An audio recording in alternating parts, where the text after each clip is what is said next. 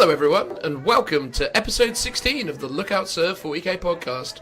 A general sort of 40k podcast put together by three friends, an assortment of other people as and when they appear, where we talk about all the different various aspects of the Warhammer 40,000 hobby, Games Workshop, and some of the other aspects of the wider hobby that we all really enjoy. So joining me, as always, is good old Phil. How you doing, Phil? Oh, I'm good, thanks. How are you? I'm alright, mate. I'm alright. You having an active, gaming, hobby-filled week? Well, reasonably. So since our last podcast, I finished off building on my assassins and worked out a perfect recipe for making candles, as in miniature candles, not actual real candles. Miniature candles? Yeah, to decorate my bases. Wow. And then I've also built a scratch-built or Conqueror turret thing for my Mars Alpha pattern Leaving Russes. So I finished that off today, which is pretty cool. What's a Conqueror turret when it's at home? So it's the Forge World turret, which is a short-range battle cannon with a coaxial storm bolter. And it's arguably one of the better variants of a Lehman Russ, because if you target the Storm Bolter at the same target as your main battle cannon, which is a 48-inch battle cannon, basically, you get to reroll all your failed hits. So within 48-inch range, you can reroll all your failed hits. It's pretty tasty, basically. That's very tasty. It makes sense that you're custom scratch building them now.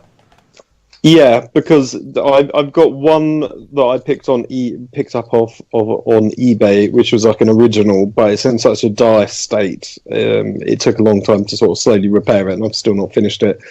And it's a much wider turret because the battle cannon's quite large, so it's not compatible with the normal Mars Alpha turrets. Okay. So instead I was like, I'll just try and make one that, because all my turrets are magnetized, so I can just swap out the weapons, but a bit like the Demolisher kit, that you'd have to swap out the whole turret. So I was actually like, rather than do that, I'll just make my own. Wow. Until I could do a better job. So that's what I did today, or finished off doing today. It's a project I started a few months ago. Amazing, man. That sounds really good. Very exciting stuff. It's been pretty good. Also, just want to do a big shout out to one of our listeners called Andrew Taylor, who sent me a copy of the Witch Hunters Codex, because we were talking about the Demon Hunters Codex and how the second one was Witch Hunters, and he managed to send his copy that he didn't want my way. So I really appreciate that. Thank you. Yeah, it was super nice of him. Thanks very much, Andy. You're a gentleman and a scholar. And on the topic of gentlemen and scholars, we can only be talking about the undeniably beautiful and sexy man known only as Joe. Hello, Joe. Well, howdy doody. There you go. Are you enjoying this ongoing trend of referring to you as an incredibly, handsome and or sexy man? I'm loving it, but I did realise that we're quite a long way now into our podcast series, and without a level of context, it just sounds a little bit weird. It's true. It's true. But that's why I do this whole thing where I ask you about it, to kind of catch people up as towards why I feel compelled to kind of declare my love for you before every podcast begins. So that's only natural. Right. But anyway. Exactly. What have you been doing, Joe? What's the world of hobby been like for dear old Joe? Well, with the upcoming release of Shadowspear.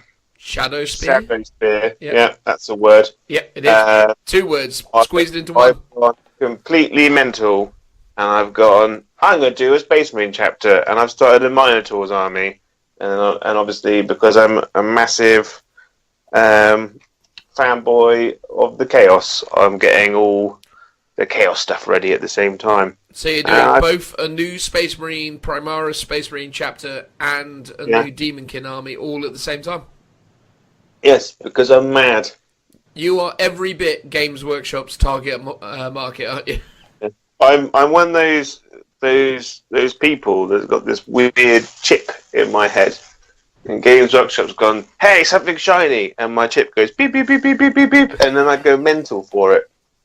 Incredible. And then And then one day a terrorist group will take over it and blow us all up. But until then, we will continue to just purchase models at an unnecessarily high rate. Well, there we go. Yeah. I'm not necessarily sure what the kind of links you're trying to forge were there between, probably doesn't even need talking about in any more detail than that. But yes, no, that's understandable. So you're actually very excited for Shadowspear and all of its associated goodness.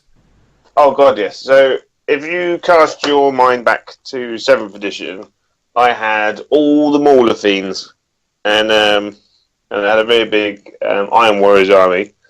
And then at the start of 8th edition, I was actually kind of dominating everyone and doing really well because I was running Mauler Fiends with Be'lakor, who was like amping them up and using lords and characters and stuff, and then running lots of... I was using a lot of Plague Bearers at the time when everyone else was using Poxwalkers. I did really well. And then Codexes started to come out, and then Mauler Fiends became very quickly, and no one was really using them. So I kind of gave up on them. But the love never went away.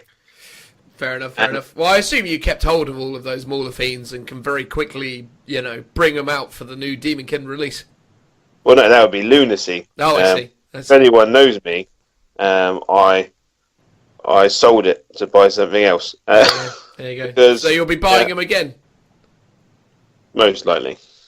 Does that surprise you in any way, shape at all, Phil, that Joe is selling stuff to buy it again? Well, it's a monthly reoccurrence for him, so I'm not surprised at all. But it's funny because you used to have a Minotaur army, and now you're going back to Minotaurs. Yes. What is it about the Minotaurs that you like so much, Joe, that you've tried to start them 3 times now?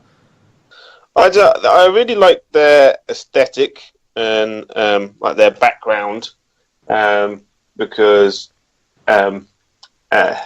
Moloch, their leader, it's like heavily rumoured that he's actually a Custodes, and I really like the whole Spartan look for their army, but also, like you've talked about in the past, how having a chapter locked, like a Space Marine chapter locked into the main 6, main 8, is actually a hindrance in the current game, because some are better, some are worse, and most of them aren't Ultramarines.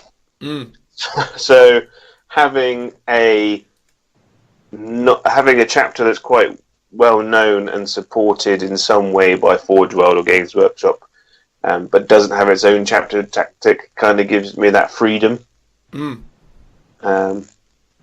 And for some reason, I really enjoy painting metallics. There you go. Yeah. Well, that's good, man. That's a perfectly valid excuse, or reason, rather, for that. And I mean, it has been a crazy couple of weeks since last we did this podcast. I mean, obviously, we only really focus on the 40k stuff, but I mean, Games Workshop has been, on another level the last couple of weeks, right? I mean, the amount of things they've announced, that they've released, that they've teased and put out the door. I mean, they are literally... it must be approaching their year end. That's all I can imagine.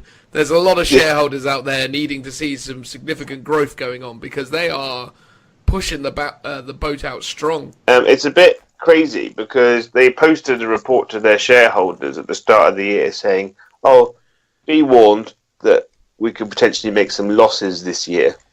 And it's like, what do you think that you are going to release this year that people are going to be like, "No, I don't like it"? Well, I think it's because it's a year where they won't be releasing a core set. So if there's no Warhammer 40k 9th edition, then there obviously isn't going to be a New Age of Sigma 1. So that's why, because they're like huge sellers. So maybe that's why they're a bit like, it might be a dodgy year, but they're still doing like expansions for every system probably, as well as new games. Like, so they teased Warcry. Yep. Warcraft would be amazing. Well, they got Warcraft. That'd be great. Absolutely amazing. So Warcry is kill team for Age of Sigmar, I guess, and that looks pretty epic. Well, it's not even like kill team though, because it's a whole bunch of new sculpts for Chaos, which is really incredible. It's like all different forms of Chaos warbands fighting against each other. Yeah, like a combo between Shadespire, the old Mortime. A lot of people have compared it to Necromunda because there's a lot of they're a bit more like gangs, and there's a lot more kind of campaign narrative elements to them. So it seems like there's a progression system to it, which is really good that you're not getting really in kill team.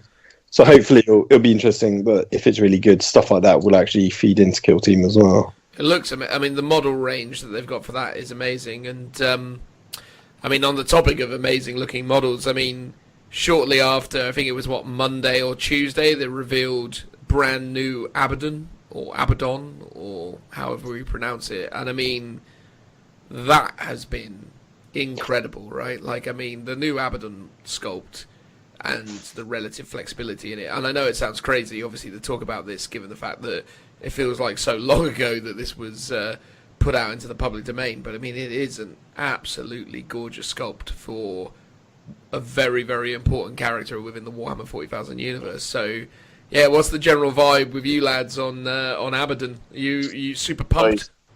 Oh, he's beautiful. And you look at him and you automatically know who it is. Like, the model is like nearly twice the size, or probably even more than twice the size. And it's completely different, but they've managed to keep that like massive imposing silhouette, and he's kind of kept that same look that he had in all these artwork pictures throughout the years. Just, it's so good. And it's nice to have a Marine character that can stand up against someone like Gilliman, Calgar, characters within the game. In what regards? What, in terms of trade blows or just look? I think that trade blows and look as well. I'd probably say that he is one of the best 40k models that they've released since 8th edition dropped. Because there's just so much character there. Yeah, I'd have to agree with you. I think the thing is with the Abaddon model is that what I like about him is he's so clearly in Terminator armor, but it's obviously this kind of very specific type of Terminator armor that he's in that's obviously grown and warped and become larger as he himself has become more and more impressive, I suppose, within the narrative. But I like the fact that this guy in Terminator plate is a super large opposing guy, but he's still, I don't believe anyway, I believe he's not the same height as Gilliman. So I think Gilliman is slightly taller than him, if I'm not mistaken. Yeah, there's like a couple like a centimetre or two shorter. They did release a picture of them standing side by side, and he's pretty huge. But then the thing is, though, about Gilliman's size, like Gilliman's base does a lot of work for him as well. So. Yeah. The same is true for Abaddon as well, right? I mean, there's quite a lot of comparables between the two bases. It almost as if you could imagine that the two of them could have some kind of like, you know, very easily created diorama type thing that they've done with other Age of Sigmar characters, not Age of Sigmar characters, sorry, the Horus Heresy characters, yeah. So it looks amazing. So it wouldn't surprise me if GW released some kind of like diorama base for the two models to slot into. That would be really cool. Thing is, though, do you think Abaddon fights Gilliman on Vigilus? I don't think it's going to happen because I don't think you can have the two of them come up against each other so soon. No, Gilliman's not meant to be in the system. It's if anything, it'll be him versus Calgar because Calgar's the big character for the Imperium that's there. So yeah, I don't think Gilliman would make a show. I think he's sort of busy on Ultramar, isn't he? Well, indeed. Although then there's a lot of people who talk about maybe the Blood Angels finally getting involved as well, don't they? Because they put out some artwork for the new Vigilus book of the Daemonkin facing off against what is quite probably Blood Angels, because they're red Marines with swords and things, although they don't actually have the kind of blood drop, teardrop iconography on them, or at least not that I can see in this image that I'm looking at right now. But it seems most likely that a bunch of red Space Marines would be Blood Angels, right? Yeah. It's I think they've kind of kept it to like a generic level, if that makes sense. So it could, like, that anyone could fit into that scenario. Yeah. But it's exciting, man. Abaddon having a new model is super cool. There's that new Lord of something or other. What's he called now? He's the guy on the back of like a Mauler Fiend. The Lord Discordant. Yeah, that's a beautiful model as well. Incredible. That whole picture reminds me of something that should be on like the front of like a Black Sabbath album, or like a proper 80s metalhead album front cover, and it's amazing. It's like someone in the design studio was watching Thundercats, and they're like, "Battle Cats are cool. Yeah. Why don't we just take one of those and turn it into a robot, and then put a warpsmith on top of it?" And someone else who was sat next to him with a big bag of weed was like, "Yes, this sounds like a great idea." and it was born, and it's beautifully sculpted. I know a lot of people are like, "Oh, I don't really like it," but I think once I'm sorry, who doesn't like this? There's a lot of, for lack of a better sentence, nerd rage going on. No, what, this? Yeah, because they're like, "Oh, it How? doesn't fit the army." It's like because the Chaos range has been a bit lacking over the years. A lot of people have used Horus Heresy models, so like Mark IIIs, Mark IIs.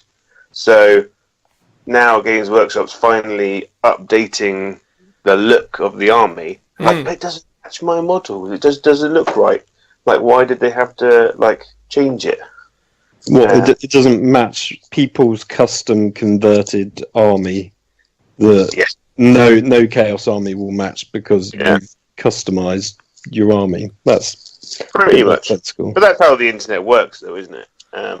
Well, not always, but I think, to an extent. But even then, man, like, this thing, I mean, I dig this thing. I'm not likely to pick it up because I'm not likely to do a Chaos Space Marine army beyond what I have in my collection already, but I love it. I love that it exists. I think it's a super cool model.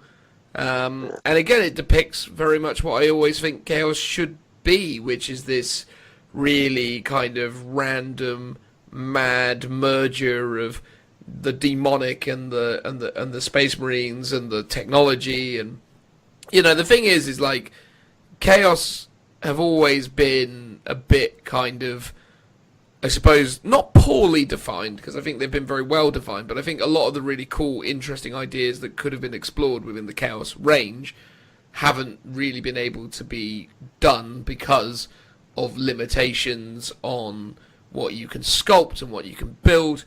This thing just looks amazing to me, and I'm very, very happy that the Chaos Space Marine players are finally getting stuff that is much more unique, and now Chaos Space Marines aren't just Space Marines with spiky heads. They're actually becoming their own unique faction. And not to labour the point too much, but one of my favourite codexes in 7th edition was the Daemonkin Codex, because I felt like it started to explore the relationship between Chaos Space Marines, demons, and all those different kind of mechanics, and I felt like actually that was a really interesting indication of where Chaos could go, and I think this is fantastic to me. So I'm amazed that, I mean, I haven't really been paying attention that much, but I'm amazed people don't like this thing. It looks amazing. I think the best thing about this release is that Games Workshop are clearly saying, like, Chaos Space Marines are not just spiky Marines. They have an entirely different play style. Lots of people complain like, why don't we have more flyers? Why don't we have more transports? Why don't we have drop pods? Blah, blah, blah, blah, blah. Why don't we have land speeders? It's because they don't have access to this stuff. But it's like, if you want that stuff, play normal Marines. And now, with this release, Games Workshop have put a very clear line between the two and been like, Chaos's playstyle is big angry robots with demons inside them. You're going to have troops, like, they're going to be double hard, but old style Marines. But they're tainted, all their armour is warped and gross. And they don't play like normal Space Marines do anymore, because they don't have that level of coordination. These are just raging lunatics running around. Well, this is much more about getting up in your opponent's face as well, and not just sitting back and shooting. Yeah, and it's going to be unlike any other army in the game as well, which I really like. And they're really going to, like the old Daemonkin book, there's going to be a lot more of an amalgamation between the two for 8th edition now. I mean, I'm very excited about that, man. I think, again, getting new Chaos stuff is really exciting, and I think the Abaddon model has just kicked it off in a beautiful way. We've still got Havocs to be revealed. Obviously, there was an article on Warhammer Community about the new Blades of Khorne pre-order that went up, and they actually started referring to how you could use these new Khorne 8 units that are from Age of Sigmar and incorporate them into your Warhammer 40,000 collection. And I think it's and Jez Goodwin on the Voxcast podcast from Warhammer Community or Warhammer TV even said as much at the end of that podcast, where he said, "Oh yeah, people seem to like World Eaters. It's almost like we should do some new models for them," which is a potential sign for things to come. So I'm really excited about everything that's going on with Chaos. I think it's really cool that they're getting their moment in the sun. And I've heard some people kind of speculating or assuming that they can't just keep releasing Chaos stuff because it becomes a little bit too mass saturation. It gets a little bit too extreme. But so far, lots and lots of Chaos stuff looks really amazing. So I'm very, very excited to see where this goes. And yeah, I mean, super pumped for Shadowspear coming out, today at the point of listening, which I guess brings us on to the topics that we're going to discuss in the podcast. Apologies, that's actually probably been one of our longest intros to date, but we just wanted to kind of cover off some of the general stuff because we're not going to talk about that stuff specifically. So we didn't want to sort of not acknowledge that Abaddon's new model's amazing and that the new Chaos stuff is cool. We've already gone at great lengths to talk about what we imagined Chaos would be and what all of that stuff is. So today is going to be a little bit more rules and tournament-y, I suppose. So we're going to kick off by chatting with Adam from 40k Brawl. So Adam used to operate this YouTube channel that was sort of somehow associated with Frontline Gaming in some weird way. I don't entirely know the ins and outs of it, but it seems that they used to have their stuff featured on there because of some kind of relationship or whatever. Again, no idea how that works, but nonetheless, the 40k Brawl guys are now in the habit of putting on events in the south of England. As myself, Phil and Joe reside within the south of England, we do tend to go to their events, and we've talked about it before, so we felt like it would be cool to get him on to talk about tournaments. During that, we'll also talk a little bit about GT Heat 3 that's coming up as well, but not Heat 3, sorry, GT Finals. So we're going to have a little bit of a chat about that, which, again, if you're listening to this on Saturday or Sunday, the 16th or 17th of March, I'm actually playing in those finals, so I'm hopeful that I'm going to put together some kind of, additional kind of video or podcast content around that to let you know how all that goes. But yeah, so we're going to kick off by a bit of tournament chat, and then we're going to dive into the rules, I assume, right, Joe? We're going to talk a bit about the new Shadowspear rules, right? Yeah, we're going to... I've done my research this time. Amazing. It's because I'm passionate about it. Normally it's just tripe that you give me to research and I don't really care. But this time, It's super exciting. There you go. There you go. I jest, obviously. I care about everything that we put out. Absolutely. Because I am a devoted person to the cause. Hard-working professional. Yeah. Are we going to be doing an unboxing for Shadowspear? I mean, obviously, you've developed such a fantastic reputation for doing unboxings. Are you going to do one for that one at some point? I will be doing an unboxing for it, yes. It probably won't be as elaborate as the last one we did. It'll be more elaborate, surely. It would. I don't have you to help me because you're off gallivanting around Nottingham. So I'm going to have to do it on my Todd. Fair enough. Fair enough. There is a dog at work. I suppose I could get him to help. Right. Okay. What will the dog do to help that along? I don't. He's quite old. He'll probably just sit there and fart. I imagine. You do work at the finest establishment in the world. Yeah. Well, there you go. So we'll talk about what the Vanguards and the Daemonkin. So maybe break that up into 2 segments. Do the whole usual thing where we talk about 1 or 2 or 3 different things that you think are interesting and have a broader discussion. Sound like a plan, Joe? Yeah, that's a good plan. There are only like 2 or 3 things on each side. There's only like 4 units. So okay. Yeah, we can sort it out. Exactly. Yeah. Phil, do you have any closing thoughts before we get into things? No, let's just get into it. Wicked. Let's do that now. It. All right then. A transitional noise for us all. Woo! Hello everyone. In this section of the podcast, we're now going to talk about tournaments in the general sense. As, you know, we go to a few of them, and we felt, given the fact that we're talking about tournaments, it only seemed appropriate that we would be joined by a man who is in the business of running and or involving himself in tournaments. So we're joined by dear old Adam from 40k Brawl Events podcast, YouTube channel. What's the deal with 40k Brawl these days, mate? It's good. Hello, everyone. Nice to meet you all via the medium of podcast, so you can't actually see me. Yeah. Or interact with you in any meaningful way, so not really meeting you in any way whatsoever, aren't they? Well, you can meet me if you feel the need, but you will have to attend one of our events. I mean, I wouldn't say that's probably why I'm not one of the major draws, but it's an option. That's why I've always been there, mate. I've always been there for you. If you want to buy a ticket to meet me, that's fine. I'm just saying, probably better reasons to attend. There you go. If you like Cave, for example. They are. Which well, hopefully a few people like 40k who listen to this. Otherwise, you're wasting their time. Well, exactly. You're wasting my time. You're wasting their time. You're wasting yourself's time. Exactly. Unless, I mean, there might be someone out there who likes this podcast not for 40k. I can't imagine that's reality, but you never know. It's like very good stuff to fall asleep to. Yeah, no, that is true. That is true. So 40k Brawl, what's all that about, Ad? So these days me and the 3 other chaps from 40k Brawl, although they're not quite as involved as they once were, run tournaments in and around the Poole area. Poole, Dorset. They are. The beautiful land of Dorset. Yeah, attend an event and then go to the beach afterwards. There you go. What more could you want?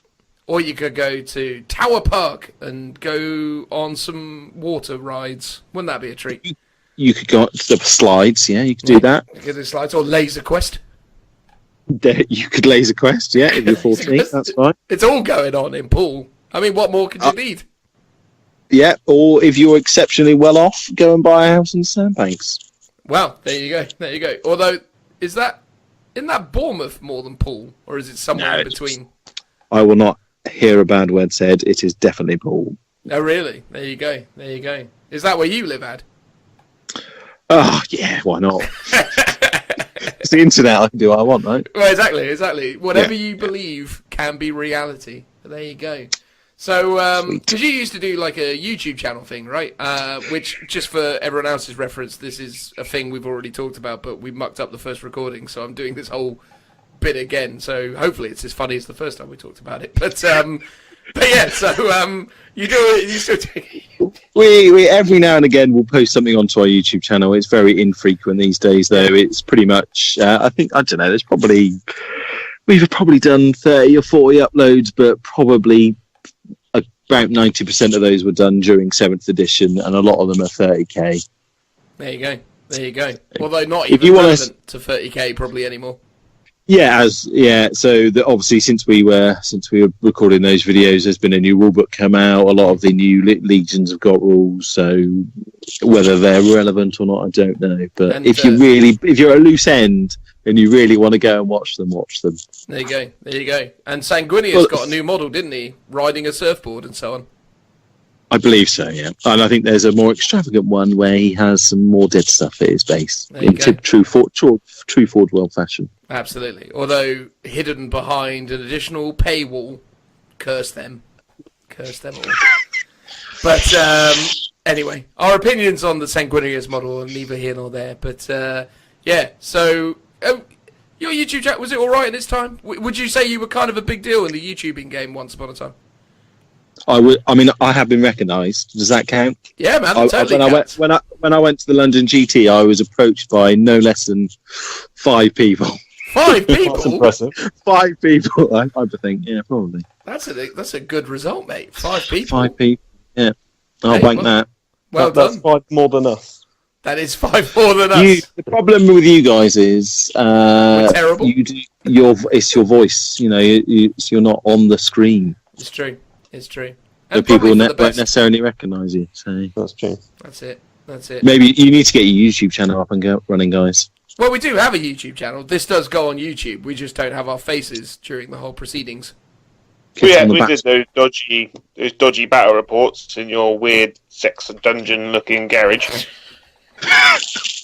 That's true. I've seen it. Yeah, it's true. It's, a beautiful facility for playing games and other event. Yeah. Yeah, exactly. Sometimes you get the neighbours round. Key is in the fishbowl. Or not the fishbowl, the fruit bowl, sorry. The fishbowl would be an entirely different arrangement. Shut the fish out on the floor. Yeah, exactly. Keys in, guys. Yeah, that's it. Don't worry about the fish. Yeah, well, when that's on the cards, who cares? Get the cat in. Exactly, about a few fish. But there you go. Yeah, so we're going to talk about tournaments in the general sense. So have you got any tournaments that you're going to coming up, Ad? Have you got any that you're organising? That obviously you do, but in which order should we do this? Tournaments attending or tournaments being run? I reckon we could kick off with tournaments being run and then moving to attending. And then I'll try not to bore everyone with GT finals that I'm going to this weekend. So yeah, I'll try and keep that short and sweet, and then maybe do a separate thing on that at some point down the line. So yeah, let's talk about ones that you're running. What you got coming up?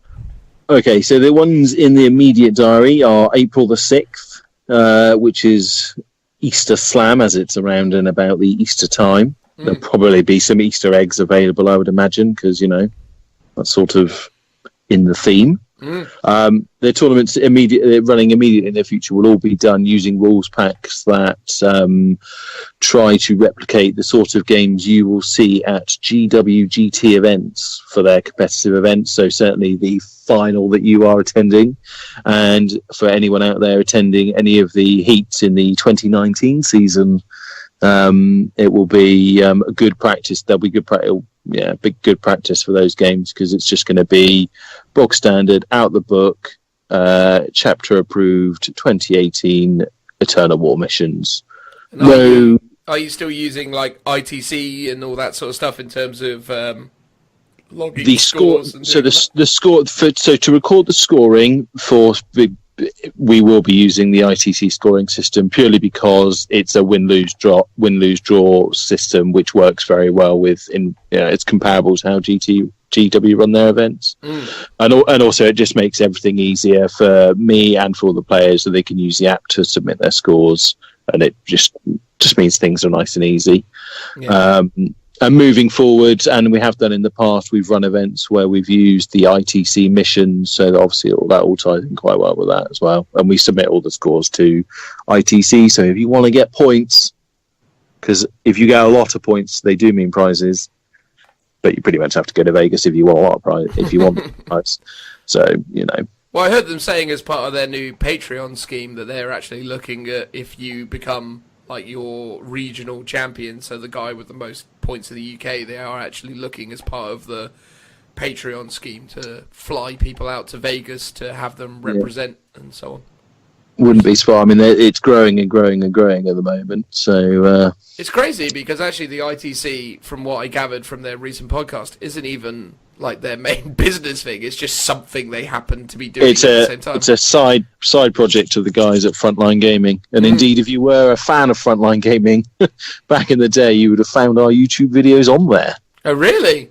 Yeah. Crikey. They really were desperate for content back in the day, weren't they? Yeah, they just needed to fill it out. We were a bit of filler. Well, that's good. They're on there.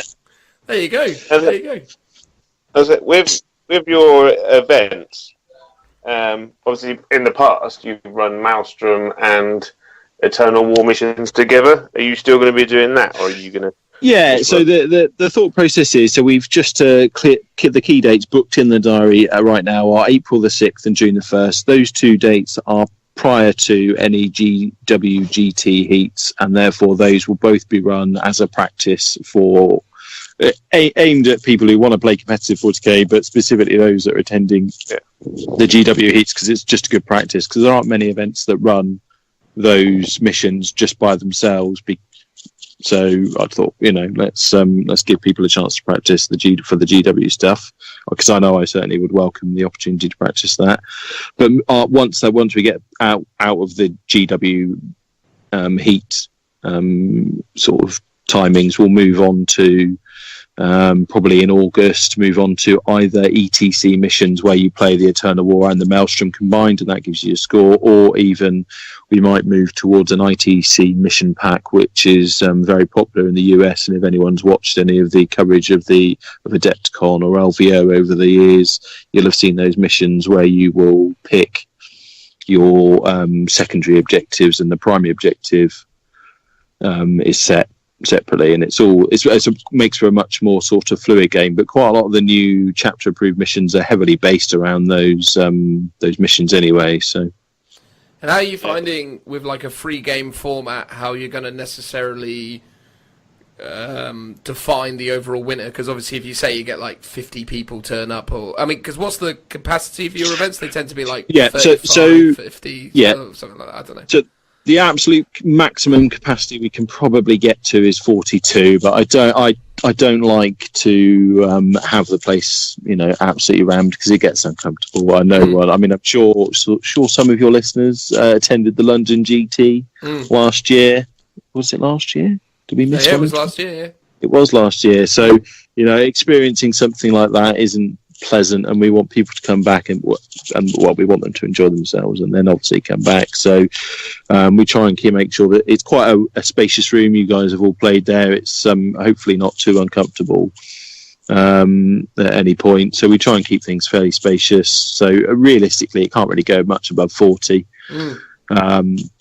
So if we do get to capacity, inevitably, I think you're pretty much every time going to have either 3 or 4 people that have won all 3 of their games. And as you will have heard me saying, every time we've had an event at the beginning, I tell people, if you want to win this thing, you need 3 major victories, because it will come down to victory points. So I think not last time, actually. Last time we only had three people who'd won all 3 games, but the top 3 inevitably will have won all of their games, and so it's a bit of a bum fight to get all the points you can. Yeah, no, it's tough, man. Because that was the only thing. Because obviously within the Eternal War system of the chapter approved missions, it's not quite built the same way as the combination one that we did when it was Eternal and Maelstrom combined. So there's not necessarily as many points up for grabs, I guess. So I don't know if you're taking that into consideration. It potentially could be closer, yeah, absolutely. We'll potentially have to look at the tiebreak situation, but I still imagine, I think there'll still be 1 or 2 points in it. But No, it tends to be that it won't be like last time when you cleared up with like a 79-point game or whatever it was you got. Yeah, well, indeed. I got that 79-point game, but then in the last game I got absolutely smashed. So there you go. Ebbs and flows, the roundabout effect and so on. But yeah, no, that's cool, man. So so you got the one in April, then the one in June, and then you do these throughout the year. Pretty much every 2 months. The dates will always they will be posted on the 40k Brawl page, and also you can check out the all the Entoyment events, because all of our events are hosted at Entoyment. They run all sorts of events. It's not just 40k. They'll be doing Age of Sigmar, all their is it KR47 or wherever it is. Loads of like historical stuff. So if you play any sort of wargaming hobby and you're in the south or would like to travel to the south of England and want to play in a fairly well-run event, they're always hosting events, so it's worth checking them out. Yeah, no, it's good, man. I mean, it's actually a decent sort of facility, I guess. I mean, it was a weird one the first time we went there trying to find it, because it's in some like business park, industrial estate place. But no, I genuinely have really been impressed with the space and the sort of style got a huge, well-stocked shop, a little cafe, obviously 20 gaming room, 20 6x4 gaming tables upstairs. The staff are incredibly friendly and helpful. It's a nice place to play, and it's run by a very decent guy who's put a lot of time and effort into bringing it into fruition, really. So, it's cool, man. These people are doing great things for a hobby, and I think they need to be supported. So that's what we're doing. There you go, wicked stuff. So what events have you yourself got coming up in the immediate sense? Are you going to be doing much competitive 40k this year? Much tournament? I'll do as much as I can without, losing the will. Don't want to burn out, so I try to get to one every sort of couple of months, really. The ones that I've got lined up are so obviously I'm running the one in April. I'm doing a little one run by some guys we know from the Salisbury days in Durrington, which I think you guys might even be attending. Me and Joe are, right, Joe? Yeah, we're going to the one in Durrington. Run by Mike M. It's Salisbury, was it? Well, no, what's it called? South Wiltshire Wargaming. Yeah, but I think that one's sold out, so there's not much point in us mentioning it. But they do often get dropouts. Like it's always like literally 5 minutes before it starts, someone messages and like, "I'm hungover, I can't come." Yeah. Luckily, I mean, I've never actually. No, I did have that one at last event. I had somebody call up and say they were being sick. Hey-ho. Indeed, indeed. You're not going to name and shame Matt then? No, yeah, it's Matt Cooper. I won that doubles event with old Matt. That was ridiculous, to be fair. That was he was. It's funny how little Matt knew about running his army. It was great. Yeah, and it's weird because ever since that's happened, he's bought like 8 Eldar flyers. I know, right? Well, yeah, thanks for that. So after that, then we've got obviously June the 1st, which is Brawl in Pool. And then after that, we've got Nottingham on the. Oh no, there's another Nottingham one in June, isn't there? When's Heat 1? Heat 1, I believe, is June. Yeah, I think it's June. It's mid-June. Oh, it's the 15th of June, I think. Yeah, that sounds about right. So I've got the 15th of June, Heat 1, and then Heat 2, 17th of August, and then we've got the You're London. going for the double win. You're going to get 2 trophies. I'm just going to win both of them. Yeah, absolutely. Easy. Yeah, well, simple, isn't it? No, it's only one. Maelstrom. No, sorry, Turn of War. Easy to remember. Exactly. If I can win it, you've got every chance. Might even read the rules pack. Wow, there you go.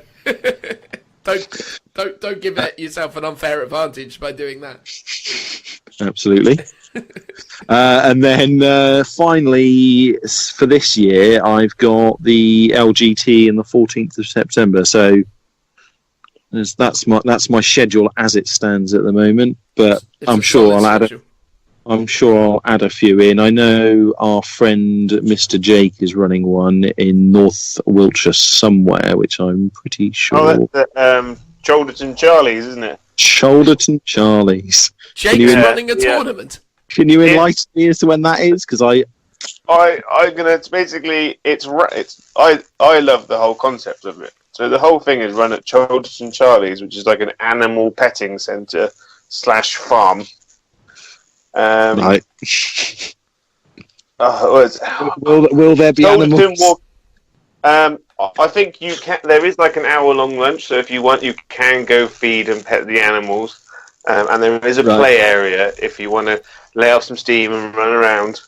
I enjoy going to see like the guinea pigs. Right. It is run on upcoming events. The 31st of March. So you've got 2 weeks. You got a couple. Jesus, right? Well, I mean, I don't think I'll be going to that one, but it sounds fantastic. I don't mean not to support Jake in his initial venture as a tournament organizer, but yeah, that's just a little too immediate after the grand tournament finals that I'll be going to this weekend. So. Are you going to the grand tournament final? I am, yeah. That's, to talk about my own schedule, it's very similar to what you described, but I'm also going to the finals this weekend. Just clang. There's a big old.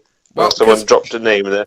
Exactly. As one of our friendly listeners and YouTube commenters pointed out, I'm incredibly smug and/or smart, and I won grand tournament heat free. So, Dan, I don't think he did. I'm pretty sure it was that guy with Deathwatch, wasn't it? Anywho. No. That's a common misconception on the internet. But is it? No, yeah. Well, it's interesting that you should mention it, but no, he didn't. He didn't win it. Just some guy in the comments thought he did, which is fair enough. I don't mind that. It's what it is. I mean, I don't know how anyone could have ever got that. Well, it's because obviously I'm so mad. Misconception. Yeah, because I'm such a buff guy. They looked at the photos and went, "Oh yeah, they look like the same person." That's how it is. I managed to pull that off, and obviously I'm going for the double. I'm gonna win the whole thing. I'm gonna emerge victorious as the Warhammer 40,000 Grand Tournament overall winner this year. It is my destiny, Adam. I mean, without a doubt, it's gonna happen. I believe in you. Oh, thanks, man. That's really kind of you. I really felt the sincerity of that statement. That was lovely.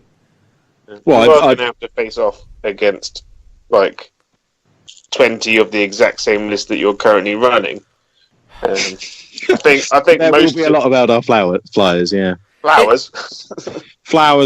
I mean, they're all pointy ears, aren't they? So Adam can attest to this. It's really actually quite funny. I kind of came up with the idea for the army list, and I actually I reached out to you. And I was like, "Hey, I've come up with something really clever."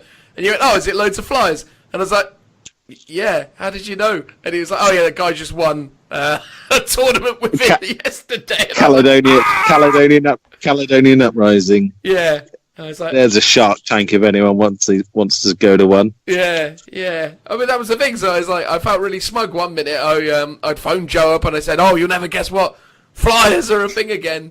And he was like, "Oh, that's amazing."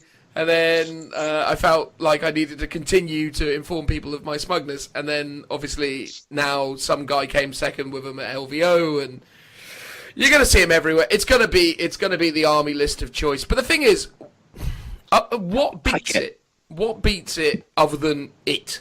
That's the thing. It's like, it's so good. Nothing really comes close. FAQ. 9 Smash Captains. The March FAQ is going to destroy it. Oh yeah, without a doubt. Although, and again, they need to sort out the Castellan. They've got to sort out a lot of things. But yeah, I mean, the thing is with that list that I guess is the most crazy thing about it. So the list I'm taking, it's a battalion detachment, which is a Farseer on Jetbike and an Altark on Jetbike, and the Altark's got a power sword. The Farseer's got the Phoenix Gem, and the Altark's the Warlord, so as I can cycle CPs. And in honesty, I haven't actually worked out exactly what Warlord trait I'm going to give it yet, but it's probably going to be the one where he can ignore wounds on a 6, just because survivability and so on and so forth. And does it really matter at the point when you've got that many sort of shenanigans going on? Well, that's the thing, isn't it? Because actually the Warlord trait you want, you get just by making him a Warlord. So it's like, just throw something else on top. It's mad. Yeah. So yeah, it really doesn't really matter what his Warlord trait is, but I may as well. I'll be honest, in playtesting, the Warlord trait that I've probably found is the most useful is adding 2 inches to his movement. Because the amount of times where you're just creeping outside of that 6-inch buff range for your re-rolling ones. So having the extra 2 inches or the extra, however They it all is when can. you add the 6 to it, when it advances, it's quite substantial in terms of move. So I think, it increases your 22-inch advance to a 24-inch advance, which is quite a significant difference in some regards. But anyway, the point is it's that, and then it's 2 units of Storm Guardians, because Storm Guardians are just cheap bodies that you need to control objectives. Unit of Rangers, because I didn't want to have to spend all my CPs on putting Storm Guardians into reserves. And you just want that crafty, I've killed your army with loads of flyers, turn 3, here's a bunch of stuff holding objectives. And then it's 2 units of 9 jet bikes currently. I think I'm probably going to change my mind at the last minute and run it as 3 units of 6. But at the moment, I'm still kind of the opinion that 2 units of 9 is the optimal way to do it.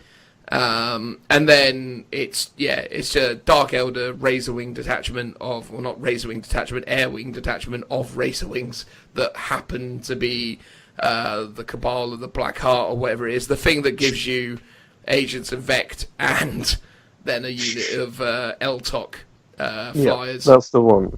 Yeah, that's the army. That's what I'm taking. I can sort of pretend, I guess, amongst friends that I came up with that list before I saw everyone else running it, but however many people choose to believe that as reality is probably much lower than I'd probably like. So, whatever, I'm just doing a net list. You've accidentally done a net list. Yeah. I kind of wrote it but then didn't get the credit for it. That's how it went. I was going to say, I can attest that it's super duper fun to play against as well. How did your Deathwatch army do against it on Sunday, Joe? It was awful. It was like you went first, and then I died. Yeah, and it was great. I had almost like a complimentary first turn. Like it was like you don't. Go on, then have a go.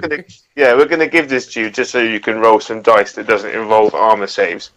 I think it's like the equivalent of spending half an hour repeatedly shutting your hands in the car door. But You're exaggerating there, aren't you, mate? No, it hurts. It's not fun. There's gonna be tears, and only one person's winning, and in this case, it would be the car. Doesn't the car always win? That's the old Rick and Morty thing, isn't it? Exactly what popped into my mind. Yeah. And the cars won again. Yeah, regular old car. But yeah, anyway, long story short, that's what I'm running. That's the plan. I'll probably see the same army list hundreds of times over, but whatever. I think, again, it'll be good if that is the case, because then it exposes, I suppose, the problem, and then they can try and fix it.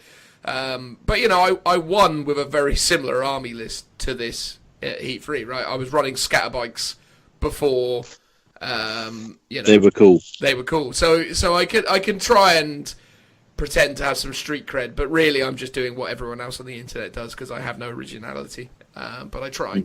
So there's that, and then and obviously I mean, Phil, are you coming in April to the Brawl event in Poole? No, I think this is the one where myself and Richard are at a wedding, so we can't make it. Oh, there you go. You getting married to Rich? Yes. Oh, well, congratulations. You kept that to yourself. Congratulations, Phil. Yeah, thanks very much. It's going to be a small affair. You guys obviously aren't invited. So, wow, there we go. I thought we were good friends, but clearly, you don't trust me at your wedding. I understand. Yeah, Our players are uninvited. Yeah, so we're going to go to that one. I mean, depending on what the situation is with the FAQ, I'll probably just run the same list as I've ran at the GT finals, but we'll see how it goes. You didn't actually say, Adam, what's your list going to be in all of this? For the GT heats? Or just any of it. What are you working on? What's the secret plan? I mean, the secret. It's not a secret. Currently, I'm at a loss. I don't know. I've started a Deathwatch army. I've started a GT army. I've started an AMAC army. I've sold all my Space Marines, and I've still got my town. So I've got and I've started a night army as well, but not with a Castellan because I'm convinced it's going to become useless. Oh yeah, the Castellan's getting done over. I've got my fingers in many pies, and hopefully one of them will pay off. But yeah, I just don't know at the moment. I'll probably scrap them all and take Tau again. I expect. I don't know. Stealth suits, mate. That's where it's at. Yeah, they're doing so well everywhere. I just don't know. It's difficult. I always I suffer from the same problem I think Joe does, where you feel obliged not to take something that wins everything because you think that's just cheating. Not doing a Dan, for example, and just taking what's really good and wins everything. And then I'm going to win with something original, but it never quite works out that way. It's true. It's true. I just always take. Well, I don't know. I always just stick with Elder. No. It's just been that Elder's been really good for the last 4 years. Although at the first of the grand tournaments that they did at Warhammer Fest, I did add a Skyhammer formation. So I had Yannari Scatterbikes and a Skyhammer. It was like, yay, fun! As in the Space Marine Skyhammer formation. Yeah. I put them as an allied detachment with grav cannons in drop pods and went, yeah, I'm a cool guy. I mean, thank God. You know, or whichever god you believe in, or none of them. That isn't a thing anymore. Well, exactly. Do you not weep for the Skyhammer? Do you not want to see its kind again? Skyhammer, in comparison to the other shenanigans back in the day, I mean, the worst thing I can remember is Eldar just summoning a 4,000 point demon army off 500 points. Yeah, that was quite good as well. But there you go, yeah, so I'm sticking with the Elder. I've said it before, and I genuinely mean it. I'm doing this finals. I'm going to go to Heat 2 in August. But the majority of my efforts for this year are going to be focusing on just building and painting armies for the fun of it, in the sense that I find that I'm not really overly enjoying the fact that I've been doing so much super efficient competitive gaming lately. I'll still have those armies because I've still got the Elder collection, and I'll still use it, but it's not really a big focus for me in terms of my hobby time and so on, because I own it and I can turn up to tournaments with it and bring all the different variants of really disgusting Elder stuff, and that's fine. But yeah, I'm going to go back to working on my powered armoured regular Space Marine Ultramarine army that's going to be rubbish, but I might have fun playing it. Although I probably will realise really early doors that, oh wait, actually, this is no fun at all. I'll win again. Yeah, I go through that cycle on a monthly basis. Yeah, me and Joe actually were looking at a doubles tournament in May, aren't we, Joe? We're going to What's the name of that one again? Christian Wargaming. Mm. The what? Attrition Wargaming in Attrition. Yeah, it's in Eastleigh. Yeah. Eastleigh. Eastleigh. The beast in the east. Yeah. We did all right at the last tournament. We won all 3 games, quite efficiently. We came second because the guys we played in the first game were actually probably like the best counter against us, and it was really difficult to get points out of them. The other 2 games, it was actually the last game was pretty close as well, but the middle game was quite easy, and yeah, we came second out of that, which was quite good for us. And the army list we're planning for that one. We're going Gilliman, aren't we? We're going to go old Girly Man. Girly Man. And Flies. And Flies. How many points is that? It's 1,000 points each. So 1,000 points each, and you're taking Gilliman. Yeah, well, the idea is that one of us is going to have Gilliman and an air wing detachment with like a Xiphon and some other stuff. And then the other guy's going to take a bunch of veteran Primaris Marines. Just lines upon lines of veteran Intercessor Marines. Yeah. With the Vigilus detachment. Yeah, with the Vigilus detachment, obviously, yeah. And then obviously we'll probably, because they'll probably release some amazing formations for the new Phobos Vanguard stuff in the new Vigilus book. So we'll probably squeeze a battalion of those in as well to be really annoying. But we'll see. Ultramarines, mate. Where to go? You don't sound convinced. No, just as bad as pointy-eared elves, aren't they? Well, they are, but that's the joy of them because they're terrifying. Although again, you could also potentially do. I don't know. We're working it out. We'll cook up something stupid for that one. It'll be a great time. Last time we did it, I just took 3 Hemlocks, Outer Oldfran, and a few Guardians, and went, there you go, that's an army. That'll do. We'll work it out. And I ran a Night List. Yeah, that was it, wasn't it? An Imperial Knight army and a load of Hemlocks, and we went, oh, this is fun. Are you having a fun time? No. Oh, well, there we go. I noticed he's been relatively quiet throughout the proceedings. Phil, what tournaments are you going to, mate? What are you working on? Oh, well, I too am going to the GT final. I know, gasps, but I'm actually just attending to kind of keep company and play some Blackstone Fortress, Warhammer Quest with a couple of friends while we're up there. So I'm not really doing that one, but I'll be there. You So never if know, anyone's though, mate. listening to this... There could be some dropouts, though, right? There could be some dropouts that you could get in. No, I don't think I would want to bother. I went to the GT final last year, and it was so painful. I mean, I had one really good... all the games were good, but all but one was extremely painful, so I don't really want to recreate that. Was this when it was in Coventry? Yeah. The Rico Arena. Yeah. Rico Arena, yeah. I remember you had a terrible weekend there as well, didn't you? Win like 1 in 5. Yeah, that wasn't great. I had a bad run up because I won 4 in my heat for the heat, and then got to the final, and I can't. Oh, they took custodians, which was an error. Oh, you took custodian? I thought you just took a falchion. No, that was the heat. Did all right with the falchion. Should have just done that again, mate. Well, no, because it went up by a bajillion points. Oh yeah, that was it, wasn't it? It got very, very expensive very quickly. Yeah, it wasn't even that good, and they just, I think it went up to 980 points, and in the era of knights, it just doesn't last very long. No, it's very difficult to survive. So I did a test game or a couple of test games against you, didn't I, Adam? When you were running, yeah, in the heat. Yeah, and I was like, well, if I fire 12 las cannons at it and 1 unit shooting twice, hitting on 2s, then it dies pretty quickly, that falchion. It does. No one else figured that out, though, did they? No, well, I always cast that the marine power on it that gives it +1 toughness. It makes it toughness 10, so the las cannons are suddenly winning it on 5s. Oh, that's which was quite a big deal at the time. Not so much because it's a bajillion points, but well, indeed. I always really like the look of that really massive 30k transport, the old Mastodon. And it's like, and I'm trying to get my head round why Games Workshop in Warhammer 40,000 8th edition think it's worth as many points as they've made it. It's just crazy. It's like, I'd love that to be good.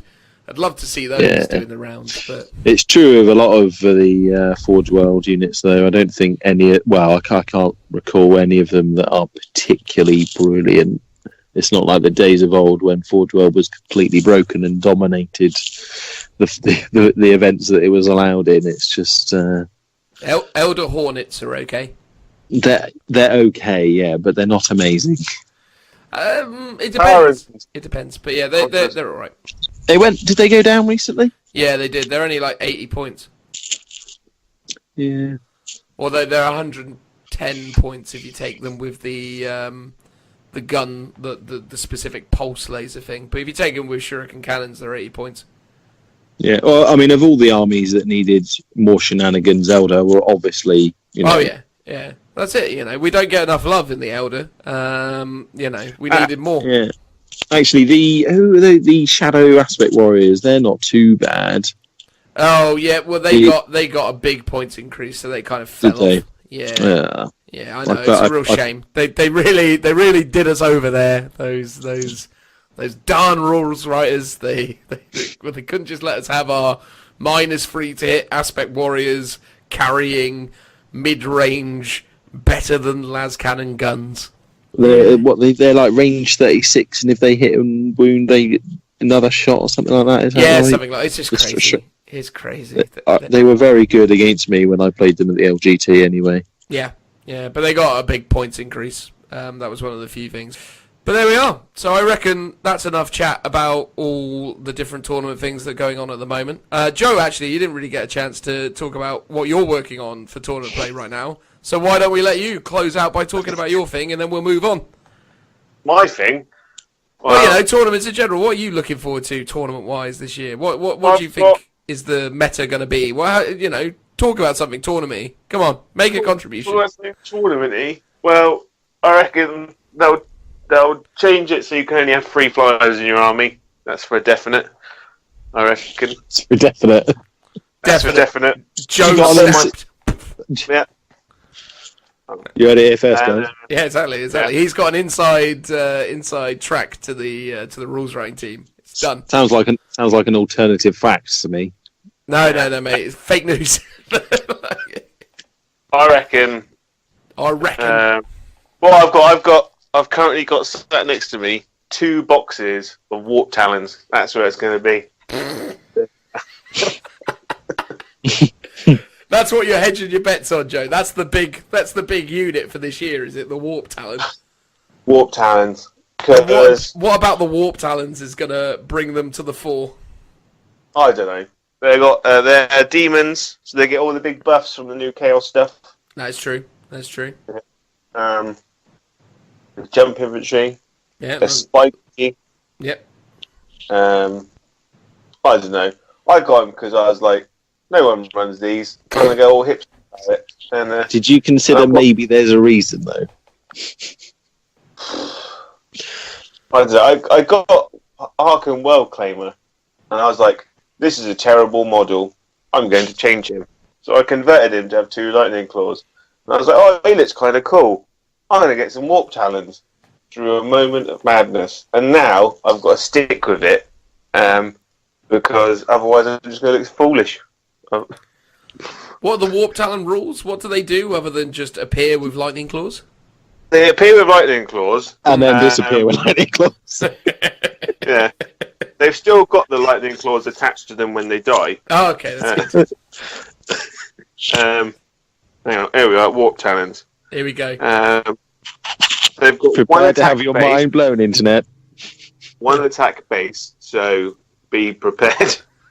Obviously, they've got two lightning claws, so that means they've got 2 attacks, right? Yep. Right. Let's hope so. And if they become world eaters, that means they get 3 attacks. Like, all in all, they're but with the new, I reckon they're going to become mediocre with the new rules. Brilliant. That'll be nice for you, won't it? Yeah. Basically, all I reckon it's going to be is they're just going to be a metric ton of greater possessed running around killing stuff. That's what it's going to be. I heard some people saying that like Greater Possessed are going to have some kind of buff to Plague Burst Crawlers or something, right? Because they like affect demon vehicles. But isn't the rule specifically Legion? That doesn't work. Oh, okay. Because they affect other Heretic Astartes, keyword Legion. Yeah, okay, and you can't give them Death Guard. No. There you go. Yeah. Still, though, it's exciting times. I'm glad that you've got optimism about the Warp Talons. They're gonna bring home the bacon for you. They're gonna change the world, mate. Well, my words. I think it is a real shame, though, right? Because is there a combat unit in the game except for Captain Smash that's good? Bloodletters, but they can't fly. Zangor bomb. Zangor, pretty decent. Okay. I mean, other than hordes, though, like an elite. So I'm changing the criteria. I appreciate, but like the elite combat unit, whatever happened to them? Like striking scorpions, incubi or incubi or whatever you call them, Vanguard Space Marines. Corn Berserkers are still a hot choice. A hot choice. A hot choice.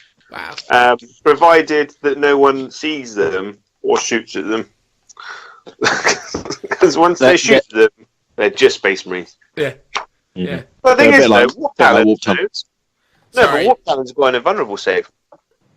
And with the new Chaosy people, you can buff their invulnerable save as well. To what? 3+? No, 4+. 4+, mate. Oh, 4+, sorry. So you could buff their invuln to 4+. Yeah. Wow. I'm quite intrigued by the potential of Zinch demons, actually, with this new power, recycled power. Mm. Yeah. Because 3+ invulnerable save horrors might be quite interesting. Yeah, that actually probably could have quite a bit of clout. Give you some staying power. They're pretty pokey. Who knows? What do you reckon, Phil? What do you reckon the sleeper hit unit of this year is going to be? The big thing. Well, I think you can't tell because the March FAQ is the thing that's going to change it all. Yeah. And I mean that's not too far off. It is March. We are in already, March, so surely it's going to be the end of the month, and then we'll find out. My other prediction is that Space Marines and Chaos Space Marines, Legion and Chapter Tactics are going to go over to all vehicles. That needs to happen. Because it's unfair that a guard tank gets better benefits than a Space Marine tank. And I think like the Legion tactics, now there's like such a huge emphasis on demon engines. It would be dumb to not give demon engines those boosts as well. Yeah, that's a reasonable assertion. I think the guy who's going to be great this year is Abaddon. Abaddon the spoiler. I reckon he's going to be good. There you go. You heard it here first. I reckon he'll be all right.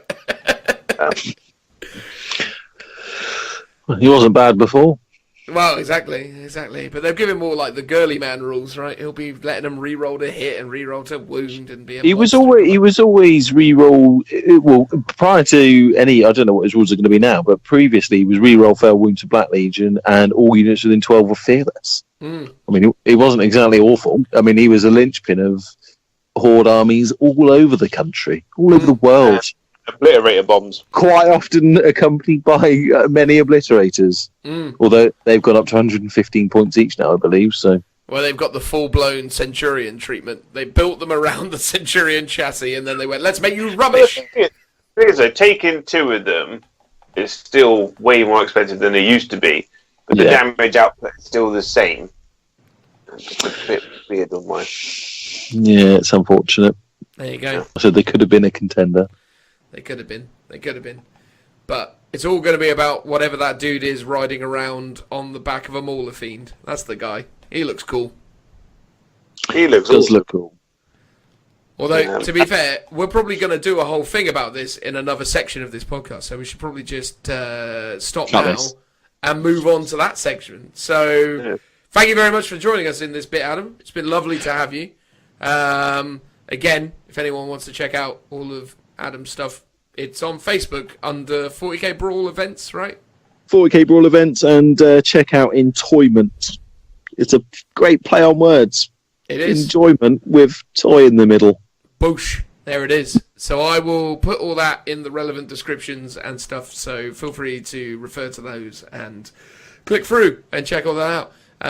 And we'll move on now to whatever comes next. Thank you very much. Cheers, guys. I love when Joe just has a random outburst on the things. Thank you, Joe. I've got, because it's quite serious, our podcast. So I've got like people that are like, the drudgery, and then I'm like, boom, warp talents, suck it. Is it really drudgery?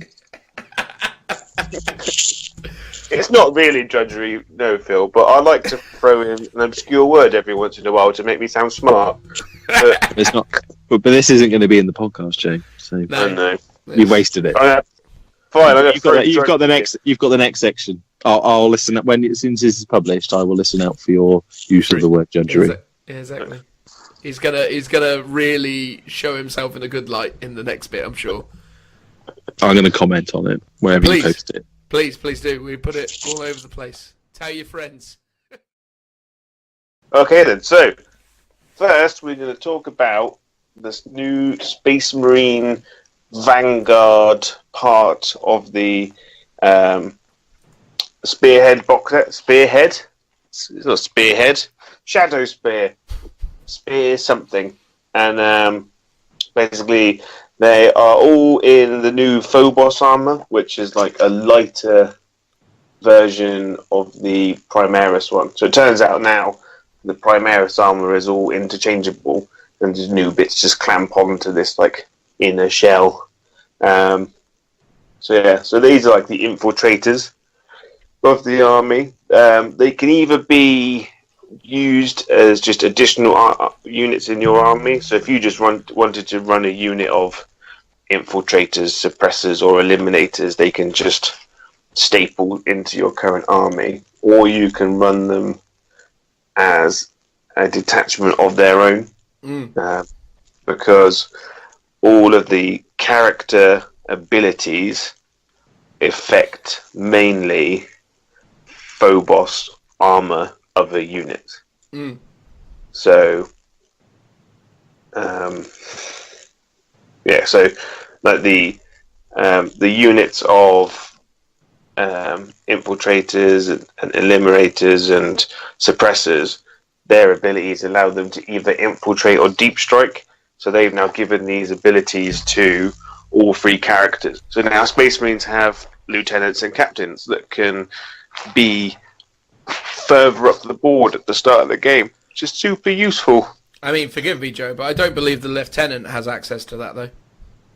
He's got a grav shoot. So he can deep strike, but he can't deploy within 9 inches of a deployment zone, right? So it says during a deployment, you can set its model up in low altitude instead of basically on the battlefield. At the end of any of your movement phases, it can descend. So so he's basically a jump pack captain, but without the 12-inch movement. Yeah, so he doesn't get the whole scout move or scout deployment rules. He's basically just a deep striking lieutenant, Primaris lieutenant. Yeah, that's fair enough. Yeah, but the captain and the librarian still get that ability, though, right? They do, yes. Cool. So they can start up the board and help your scouts, basically, which is it's a really useful ability, and it saves you having to use things like characters with jump packs. So the main thing I want to touch on, like my two favorite units in this current books are the Infiltrator Squad, which is the basic. It's the 10-man box that comes in the box, but they can be used in squads of 5, which is really good. They're basically the new scouts. A bold statement. Yeah, they completely make scouts redundant now. Wow, an even bolder statement. It is, yeah. They're a bit more pricey than scouts, but they've got the exact same ability. So when you set this unit up during deployment, it can set up anywhere on the battlefield that's more than 9 inches away from the enemy deployment zone. They've got 2 wounds, they've got 2 attacks, they've got everything that a normal intercessor has. They've got the special marksman bolt carbine, which is a rapid fire weapon. So if you are infiltrating 9 inches away, you're going to be in rapid fire range straight away. And the special rule for that is each unmodified hit roll of 6 with this weapon, weapons attacks automatically hit result in a wound. So it's like old school Rend. And it makes them a lot more efficient at dealing with things like super heavies like knights, Baneblade, Shadow Swords. Because it gives you 2 instances of wounding, which is quite useful. I mean, that is super useful, right? I mean, if you automatically hit on a 6, or rather, you don't automatically hit, you always hit on a 6. So it's kind of like the DACA rule for orcs now, where the Marines, or these Marines, will always hit on a 6, according to this. So, yeah, an unmodified hit roll of a 6 made with this weapon attacks automatically hits and results in a wound, which is super powerful, I suppose. And also as well, because You could potentially combo that with the Warlord trait, the what is it? The Storm of Iron or the Storm of whatever it is, Steel. Well, The I thing. think looking at that only applies to wound rolls of the 6. Is that wound rolls? I thought it was hits, and then you took the hits No. out, and then it was then you resolved the wound. I believe it's to wound. Bizarrely, I thought it was the other way around. I thought it was hits. It's not an important point that needs to be dived into in any detail at this point, but it's interesting. Yeah, and because another one that's a super helpful thing is that enemy units that are set up on the battlefield as reinforcements cannot be set up within 12 inches of this unit. That's huge, that one. That is super huge. Especially if you've got 2 squads that you're then stringing out at maximum coherency. You could really tie your opponent up. Well, it means that like a bloodletter bomb cannot charge you the turn it comes in. Captain Smash cannot charge you the turn it comes in. Because it says that they cannot be set up within 12 inches of this unit, which means that they are 12.1 inches away from you. So they can't declare that charge when they come in. Yeah. And it also means that they're not going to be like units of Marines deep striking in or Custodies, for example. They're not going to be in rapid fire range. So it's huge, and it gives Space Marines this massive boost.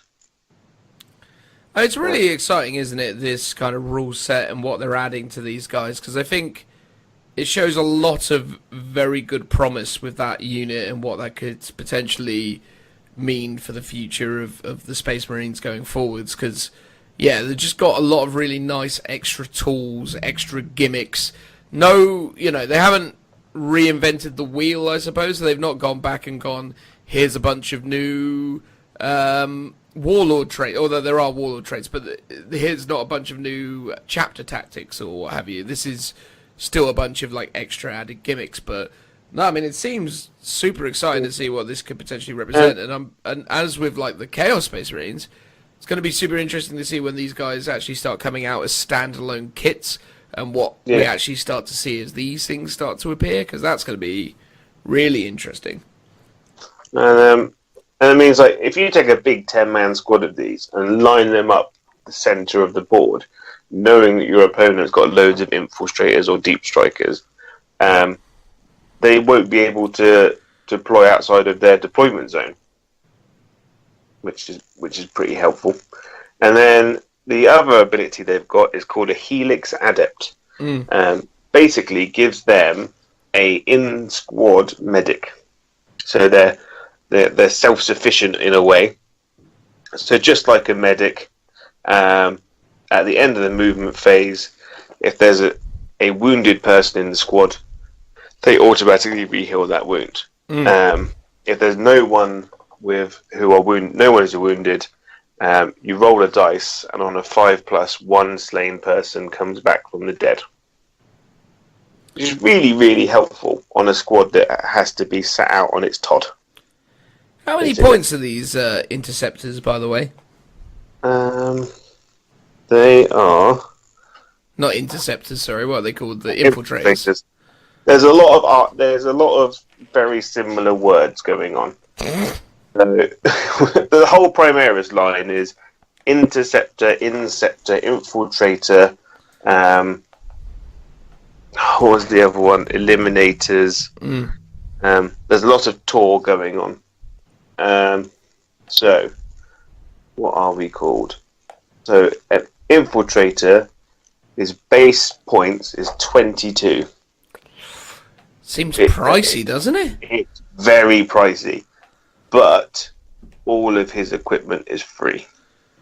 Fair enough, but I mean, when you consider that a baseline interceptor marine for Primaris is 18 points, 4 points extra is quite hefty, right? But you got to think like they've got an inbuilt medic, which I guess is going to cost you more points, though, right? That's not 22 points, right?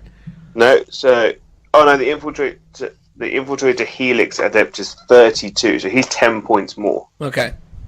And then they've got the Omni Scramblers, which stop you from deep striking within 12, which is huge. They can infiltrate, and they've got smoke grenades, which is another rule on top, which is once per battle, instead of shooting any weapons in the shooting phase, this unit can use its smoke grenades. Until your next shooting phase, your opponent must subtract 1 from hit rolls for attacks made by ranged weapons that target this unit. So, for instance, if you are Raven Guard, that's a -2 that squad's got to hit them. And for Space Marines, that's huge. I suppose that's the thing, though, isn't it? Because I guess if you're controlling an objective with them, you can drop the smoke grenade. Bizarrely, though, I still can't see an instance where someone's going to not shoot someone and decide to use the smoke grenade if it sacrifices all shots for the squad. I think it's more of a case of you've gone first in a cumulative scoring game, and you score at the start of the turn. Okay. But you need to survive your opponent's shooting phase.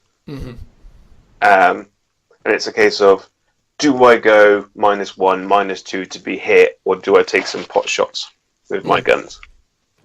I mean, that's going to always be a bit of a debate, though, right? Because, I mean, when you've got the ability to automatically wound on 6s, it's quite a trade. It's going to be a tough one, and I think that it's literally the most situational thing ever. It depends on what's left on the table at that time as well. Because if you haven't done it all game and you've got 1 man left in that squad, then you're going to pop the smoke, aren't you, to keep him alive? True. I suppose if you haven't done it all game, in that very specific scenario, I suppose you could probably see yourself around to doing it. And you can combat squad them as well. So technically, that 10-man squad becomes 5. And I guess they'd be able to do it twice, because once they're split up, they don't count as the same squad anymore. It depends, because there's a stratagem where if they've got the combat squad, combat squad rule, that you can do it at any point, assuming they're still at 10 men or something. So in that instance, and if you've done the smoke grenades before, maybe not, but yeah, I'd imagine if you combat squad them at the beginning of the game, that it doesn't matter whether you it doesn't matter. Yeah. So yeah, I think they're going to be a great unit to add into your army. I think they're amazing. I definitely could see myself around to taking 1 unit of them. I don't necessarily know if I'd have loads of them, and I don't necessarily know if these are the units that replace scouts. I think the unit that replaces scouts is the Eliminators, surely. Yeah, the Eliminators. Well, it's funny. I think it depends on what chapter you're running. Because if you're a Blood Angels player, I think you'd take the Infiltrators, because they've got the same amount of attacks, but they've got 2 wounds. They're advanced at the table, so they're going to be in a better position to charge and do damage. Whereas I think if you're an Ultramarines player or a Dark Angels player, you'll take the Eliminator squad, because the sniper rifles with the re-rolls are just more efficient than normal snipers. What do you think of the Infiltrators, Phil? Well, rules-wise, they seem pretty good. I'm quite a fan of the models. I do like them. I mean... Will you be adding these to your Krieg? Well, no. This is the thing. So, as much as I love the new Vanguard models, the Shadowspear box set doesn't really appeal to me. Partly because if I'm going to do Space Marines, I'm probably going to do Death Watch, or I don't know, something like Black Temple. Probably Death Watch, because I've got some models for those, and they can't currently take them. Could you not see yourself using these Infiltrators as a way of blocking off potential deep strikers that would really mess up your guard tanks? Well, I don't need that ability with. If I'm going to paint up anything, I can paint up some Centaurs, which will do the same thing or similar, because they get a free 9-inch move at the beginning of the game, which would do a really good job at screening. I mean, obviously these are even better at screening, but they just, yeah, I don't know. They're cool. I just don't want them. Yeah, that's fair enough. And then the other unit I want to talk about is the new Phobos Armor Librarian. Okay. Because I think he gives the Space Marines a better edge now than what they had. Because he's an infiltrating one, so he can deploy up with your infiltrator squads. He's got a camo cloak, so he gets a +2 to his saving throws when he's in cover. It's pretty cool. And he's got all of stuff, so he can attempt to manifest 2 psychic powers and deny 1 psychic power. And he has access to the obscuration discipline. So I'll go to the new psychic powers.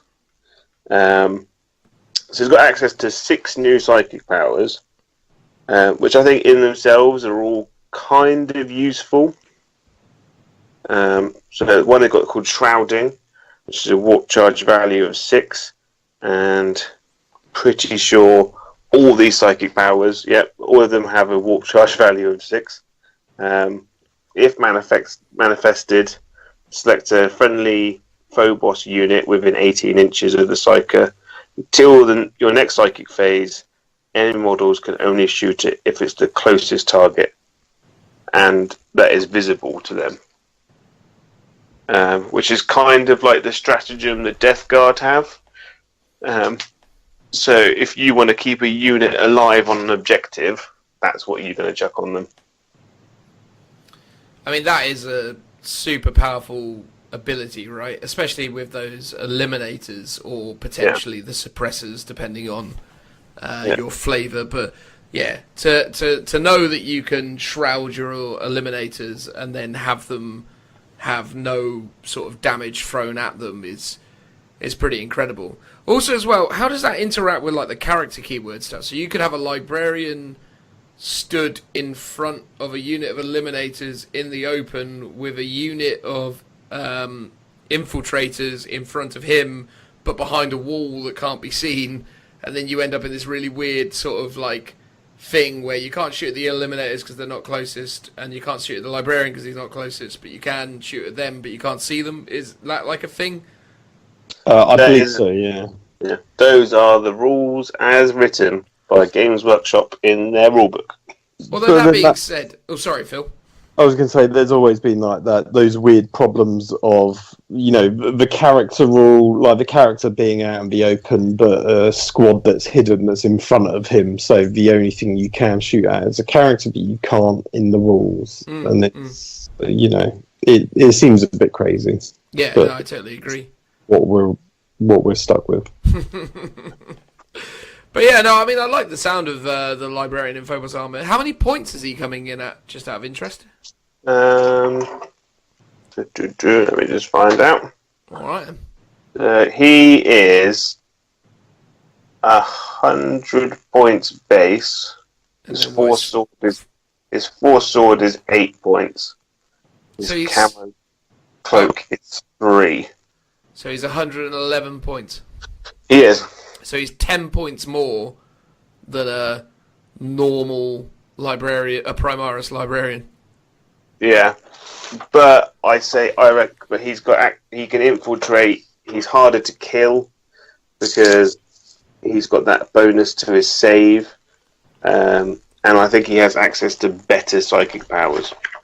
I mean, look, I totally agree. I think this is, I mean, for 10 points, I think all your librarians you're going to start taking are this guy, even if you're not running the rest of these dudes. You're going to definitely, like, the relative usefulness of a standard Primaris librarian has been heavily downgraded because of the existence of this guy.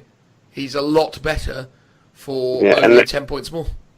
Yeah, and he's got access to another power, which basically you choose a unit with 18 inches of yours, and that can re-roll failed to hit rolls or attacks made with its range weapons, and the enemies don't get benefits to their cover. Oh wow! Okay. So again, that's really good on the infiltrator squad if they're shooting at things like normal Space Marines or Tau that are in cover. So they're losing that 2-up and that 3-up save. They've got another one which is you choose an enemy unit within 18 inches of a psyker until the start of your next psychic phase. Subtract 1 from that unit's leadership. In addition, your opponent must roll 2d6. If the result is greater than their leadership characteristics, then it's -1 for them to shoot for a turn, which is super powerful because you do that on a knight. Then that knight's shooting on 4s, and if you're Raven Guard or something, or you've used other psychic powers, then that knight's hitting on 5s and 6s. So it takes a real punch out of it. So if you put that on something like a Castellan, then you've taken a large bite out of its potential damage output. You got to get well close to it, though, ain't you? Well, you can infiltrate 9 inches away from your opponent's lines. Yeah. So as long as even if they've backlined it, you can still move 6 in advance, and it's only a warp charge value of 6, so it's quite potentially high of getting that off. Yeah, no, of course. Yeah. I mean, I think the Librarian is awesome.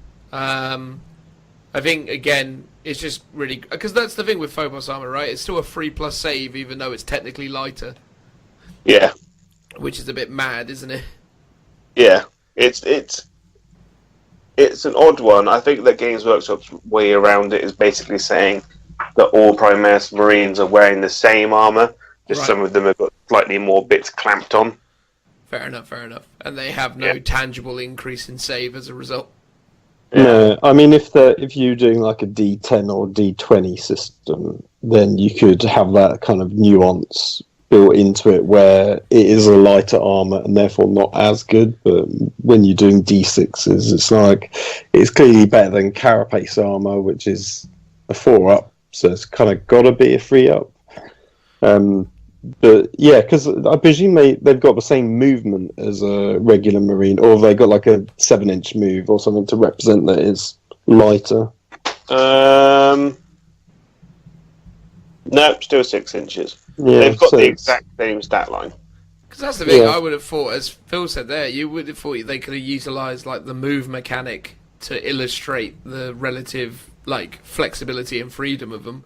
It's interesting, given the fact that they've introduced a move mechanic again, that they never seem that bothered about mixing it up too much with things like Space Marines. It's pretty universal that they all move 6, right?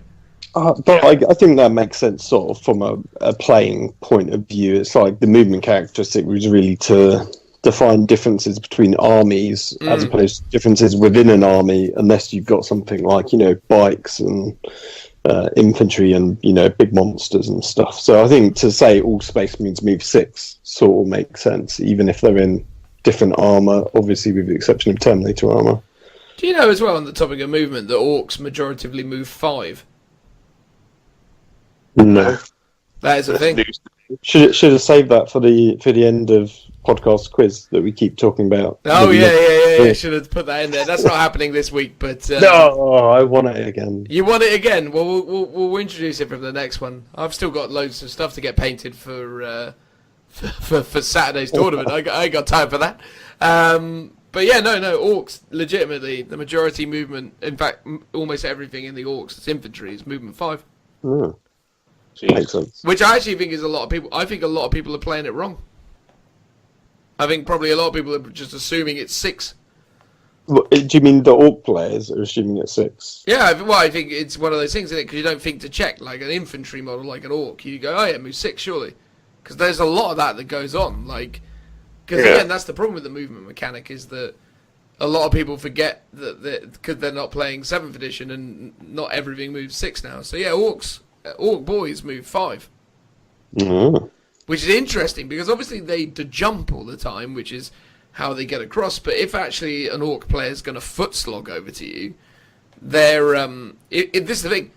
If you're 36 inches away from an orc player at the start of the game, and he miraculously rolls a 6 for his advance, followed by another 6 for his advance, he still can't charge you at the end of 2 turns of that sort of advancing. So if he did 2 6s for his advances at the end of 2 turns of movement, he'd be across the board 22 inches further than where he was. So he would be 2 inches out from charging you. So it's a big difference in a lot of regards. Mm. So it does change the dynamic of the orc army quite a bit, because they're actually, unless you put them in trucks or you jump them, they're pretty slow. That's awful. Well, that's one of the interesting things with this Psyker guy as well, though, because now you can very comfortably have a librarian sat in your opponent's near your opponent's deployment zone from the start of the game, which is one of those things that's really, really strong, because even if you do not, even if you die in the corresponding shooting phase, you may well have stopped a very important power from going off in their first psychic phase, which is a big deal. Yeah, for sure. So handy for denying. Really handy for denying. I think if this guy is being deployed within 9 and he's got his 24-inch deny bubble, it changes a lot of the dynamic. And I think as well, to Joe's point about the infiltrators, even if your opponent spends the opening turn killing those infiltrators because he wants to bring in things from Deep Strike in the corresponding turns, that's still massively changed your opponent's focus. Giving your opponent roadblocks like infiltrators and librarians and all this stuff is really efficient, I think. Not efficient, but it's really good, I think, in the sense that, just putting stuff up in front of people and going, hey, here's a problem, deal with it. But it means that even if they do get off to jump, they're not going to be able to get close to you. Because if you put yourself 18 inches away from the front line, miraculously 9 inches away from your opponents, they're not going to be able to deep strike in between. So, Joe, what I would say, though, in addition to everything else, seeing as you've sort of just talked about those two, the only thing I would probably want us to talk about in a little bit more detail are the Eliminators, because I think the Eliminators are probably the main kind of stars of this release for the Space Marines. I think, anyway. I think the Eliminators are actually a very, very interesting unit and something that probably deserves talking about. Would you not agree? I would agree, because it's something that we've talked about before. Because we talked about assassins in the last podcast and how great they are. I personally think, and I do have my outlandish thoughts, that a squad of these is better than a Vindicator assassin. I would probably agree with that, only in so much as the sort of synergies with the rest of the army.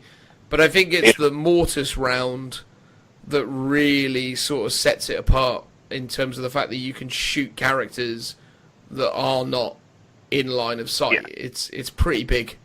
You get +2 to hit against a character that's not in line of sight. And if you put the psychic power on them, that allows you to re-roll to hit, and your opponent doesn't get a cover save as well. That's huge. Yeah, no, the fact that you nullify cover is crazy for that. Yeah. When you're doing the Mortis round, what's the stats for it? Does it still have the ability to do a mortal wound on them? Or negate an invuln save? No, it's just a simple 36-inch range, heavy 1, strength 4, -1 damage. And then this weapon can target units that are not visible to the firer, add 2 to hit rolls for this weapon. Units do not receive the benefit of cover from their saving throws. But because it's a sniper rifle, this weapon can target a character even if it's not the closest enemy unit. Why is it +2 though? Because surely they hit on freeze anyway, right? Yeah. Yeah, so you're hitting on a 1+. Yeah, but obviously it's a 1. It's always a fail. So why was it? It seems odd because if someone's behind cover, there's no minus to hit them. I think unless it's designed for like Elder or Pagan Guard, that sort of thing. I think Eldar is the primary target for this. Well, this is the thing. I mean, if you've got a squad of Rangers that don't happen to be LL Talk, they're just normal Rangers. They're just a normal -1, and you'd ignore cover. So if you shot a unit of Rangers with these guys using that round, you're hitting on 2s because you get +2, then the -1, so you're still hitting on that 2. And you get the fact that you ignore cover, so the unit of Rangers will be saving against this on a 6, which is pretty big for dealing with things like that. The only issue with this unit is seemingly that you can only take 3 men at the moment, and I think that's purely to do with what's available in the box right now, but I would strongly suspect... Sure. But they're not expensive to put on the table, so... you want a unit of 5, though, right? Not 3. Yeah, it's like a limited squad is... So they're 18 points a model, with camo cloaks puts them at 21, and then... What's the name of their gun? It's the bolt sniper rifle, or bolt sniper rifle. Bolt sniper rifle, which is 3 points. So they're 24 points a model. Mm-hmm. So that puts them at 70. Yeah, 72 points for 3. Which is pretty good. That's I'm stuttering because that just feels a little bit too cheap. If that makes sense. I'm just like, oh, they really are that cheap. So you could put, because they are a heavy support choice, you could take 3 units with a librarian or a captain as one detachment. Hang on, I'm just gonna. Does every unit get the ability to do that kind of 12-inch deny deep strikes? So no, the Eliminators do not have that, no. All right, it's just for infiltrators. And the captain, and that's it, yeah. Okay, all right, that's still, they're pretty good. But that's the thing. If you took the captain with these guys, because he can do the whole deploy within 9 thing, so you could take the captain to allow them to re-roll the 1s, and then you can take the librarian as well. I think with the librarian, 3. So the librarian in 3 units is 327 points. Well, again, I don't know. I'd probably just do a Supreme Command detachment and take the unit of Eliminators, because you can take a heavy support choice in a Supreme Command detachment, right? I don't think you can. No, is that the one? Because it's one elite, isn't it? It's elite and a super heavy. Oh, fine.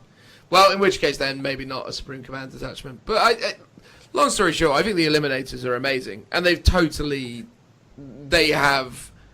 are going to replace Scouts, right? Because obviously we just talked about the Mortis rounds. Their Executioner rounds are range 36, heavy 1, strength 4, -2 D3 damage, and any rolls of a 6 to wound do a mortal wound in addition to the damage. So if you think about one of your commissars, Phil, or one of your guard characters, one of these guys could, with a lucky roll, do him in a 1-er. Yeah. Because how many shots is it? Well, it's 3 shots. So if you again, they'll be hitting on freeze. So let's say 1 misses, then it's freeze to wound against a commissar. So let's say 1 gets a 6 off and the other one gets a 3 off. We're really stacking this, by the way. So then your commissar would have what, a 6 up save because it's got a 4 up armor save, right?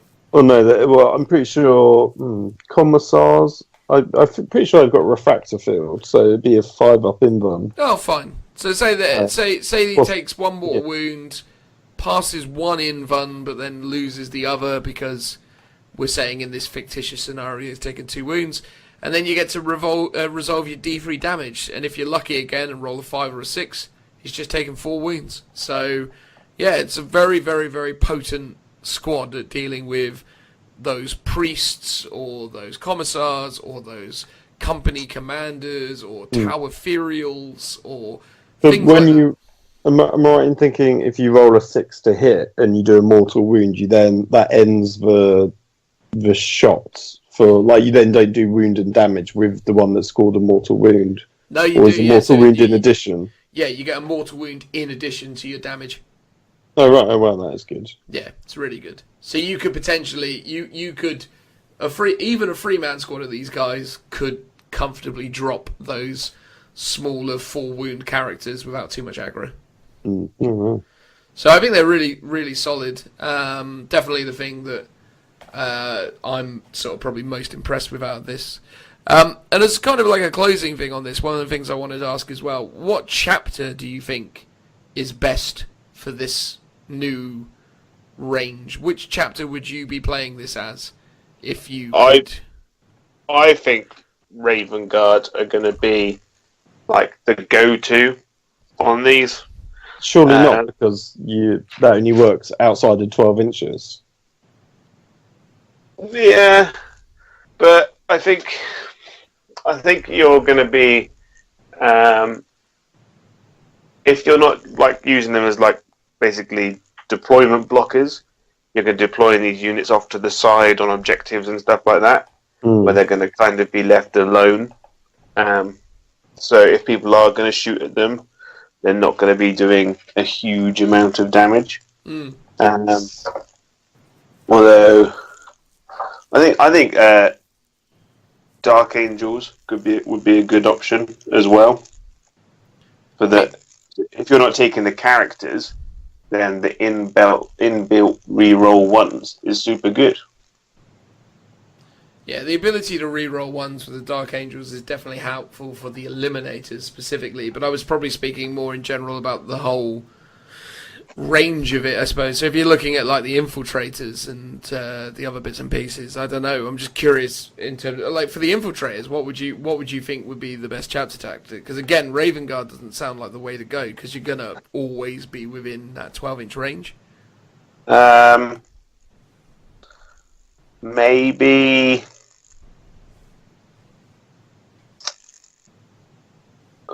I'd actually say Imperial Fists would be a good one. What, their ignore cover? With their ignore cover. Not the Crimson Fists? Well, the Crimson Fist would suit the Eliminators better. Because what do they do again, the Crimson Fists? For the Crimson Fist, if you shoot at a unit twice your size, you get +1 to hit. So if you're running dinky 3-man squads of Eliminators, they're going to be getting a lot of work done. Well, that was kind of my thinking, was I felt like for the Eliminators, Crimson Fists actually could be pretty interesting. Is it got to be more than double your squad size, though? Yeah. Yeah, but the thing is, do you want to be shooting autocannons at squads of more than 6 people? And with exception of Primaris Marines, you probably don't. Are you talking about what the Eliminators? Sorry, the dudes with the sniper rifles. Oh, sorry, I'm thinking of the suppressors. The suppressors, the ones with big autocannons. Yeah, suppressors as well. But I mean, to be honest, we didn't talk about the suppressors, but I can't see anyone overly getting excited about suppressors because they're very expensive and they're a really muddled unit. Like, they don't really seem to know what they are because they're a super fast jump pack unit armed with heavy weapons, which is pretty weird. Well, it'd be interesting to see once the sort of main line range comes out if there be alternative weapon options for them. So heavy bolters or some other heavy weapon.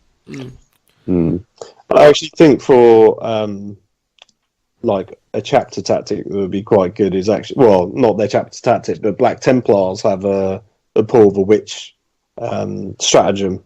So any cycle within 24 inches on a 4-up, you can like just cancel it. Yeah. So that'll be really good against Elder. But then you wouldn't be able to take the Librarian. Oh yeah, no, that's true. Yeah. But they do get to re-roll charges. So if you start the game 9 inches away, but then you could move and charge anyway. You can move forward and shoot. but it gives you, if you move forward 6 inches, you're 4 inches away. But if your opponent is stupid enough to leave a gap, then they've got that option to charge around. Oh yeah, that's true. Yeah. In the back lines. So yeah, Black Templars could actually be a good option. I mean, for me, I think, potentially. I mean, the ones I would probably look at for this, I'd say Iron Hands are probably up there, because having that extra survivability, man. Because you've got the Apothecary in there, so having the ignoring wounds on 6s is actually a really big buff to these guys, right? So you can have them at the kind of the bleeding edge of the battle, or at the very kind of aggressive front line of the battle, and have them be that little extra survivable. I think that's actually really exciting. Well, that makes sense, because you've got to deal with them. Like, especially if you've got deep strikers, you've got to kill those units. So making them that little bit more resilient, you're going to get more bang for your bucks, basically. Yeah, no, absolutely. And then, I mean, I was toying around with the idea, or looking at the possibility, if Salamanders could have been interesting, because obviously with the Salamanders, you can re-roll a single to hit roll, and a single. Was it? Yeah, because you basically get like a master-crafted weapon, right? Yes, you get to re-roll 1 to hit roll and 1 to wound roll. Oh, is it a wound roll as well? Yeah. So again, could be really interesting for the eliminators. Yeah, if you want to try and get that mortal wound. Yeah, you can re-roll a single failed to hit roll and a single failed to wound roll for attacks made by a unit with this tactic each time it shoots or fights. So if you've got a couple of squads, having those extra re-rolls would be super useful. No, absolutely.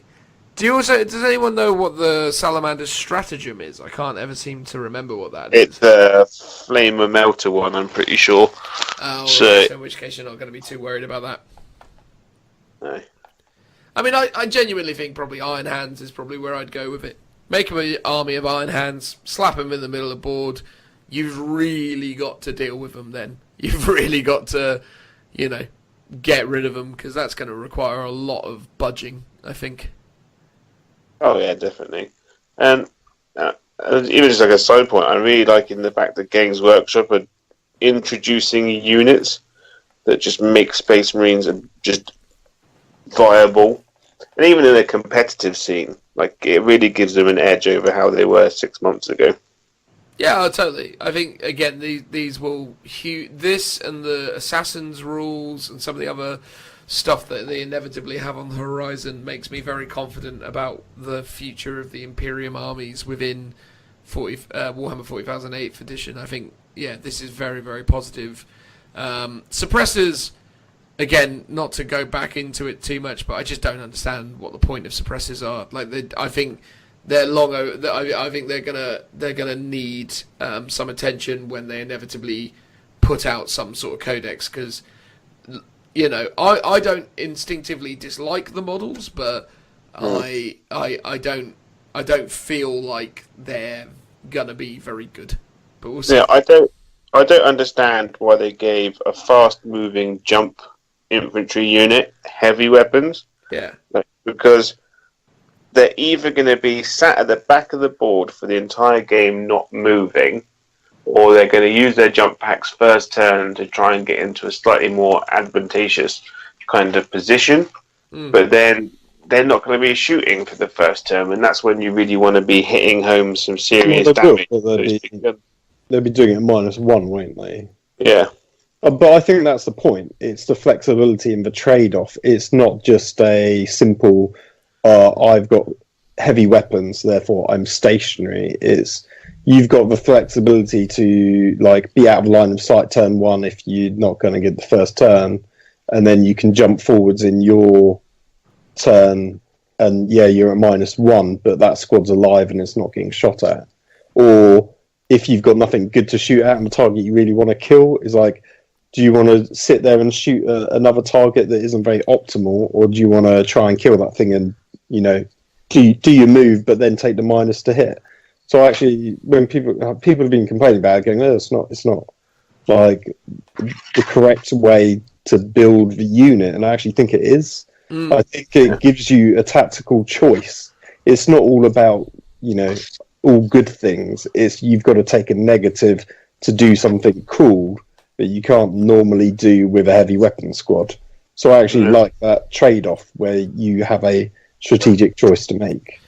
I suppose my issue with them isn't necessarily the synergy between movement and shooting. I think my issue with them is their profile as it concerns their survivability. They're just free Primaris Marines, and they've got no additional saves. They've got no additional kind of shenanigans to keep them safe from stuff. They will just get shot off the board. Super and they're expensive. That's why you got the librarian power, so they can't be shot at unless they're the closest unit. Yeah, no, of course. I think it would have made more sense, though, to have them on foot with the same guns,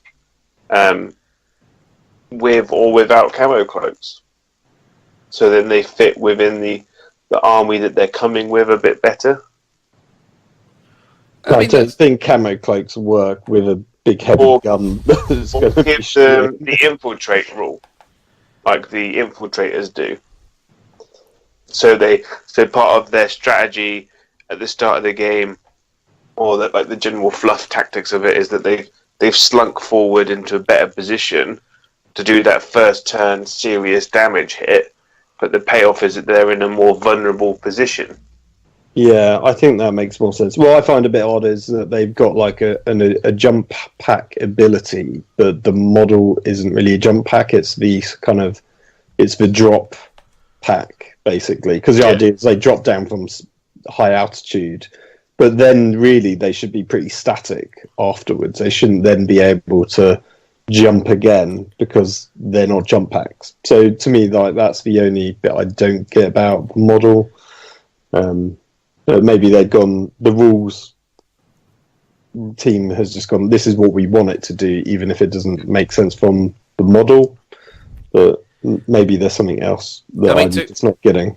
To quote dear old Jez from his recent appearance on the Warhammer TV podcast, he essentially was like, I came up with loads of ideas for Primaris Marines, and this was one of them, and I don't get paid to worry about the rules, so I went, we're making these, and then the rules team went, oh god, what do we do? Is it moves really fast, so it's fast attack, and it shoots big heavy weapons, so it's got to be a heavy support.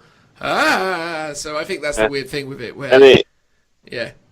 He did say in the same podcast, like, these are like the first iteration of this unit type as well.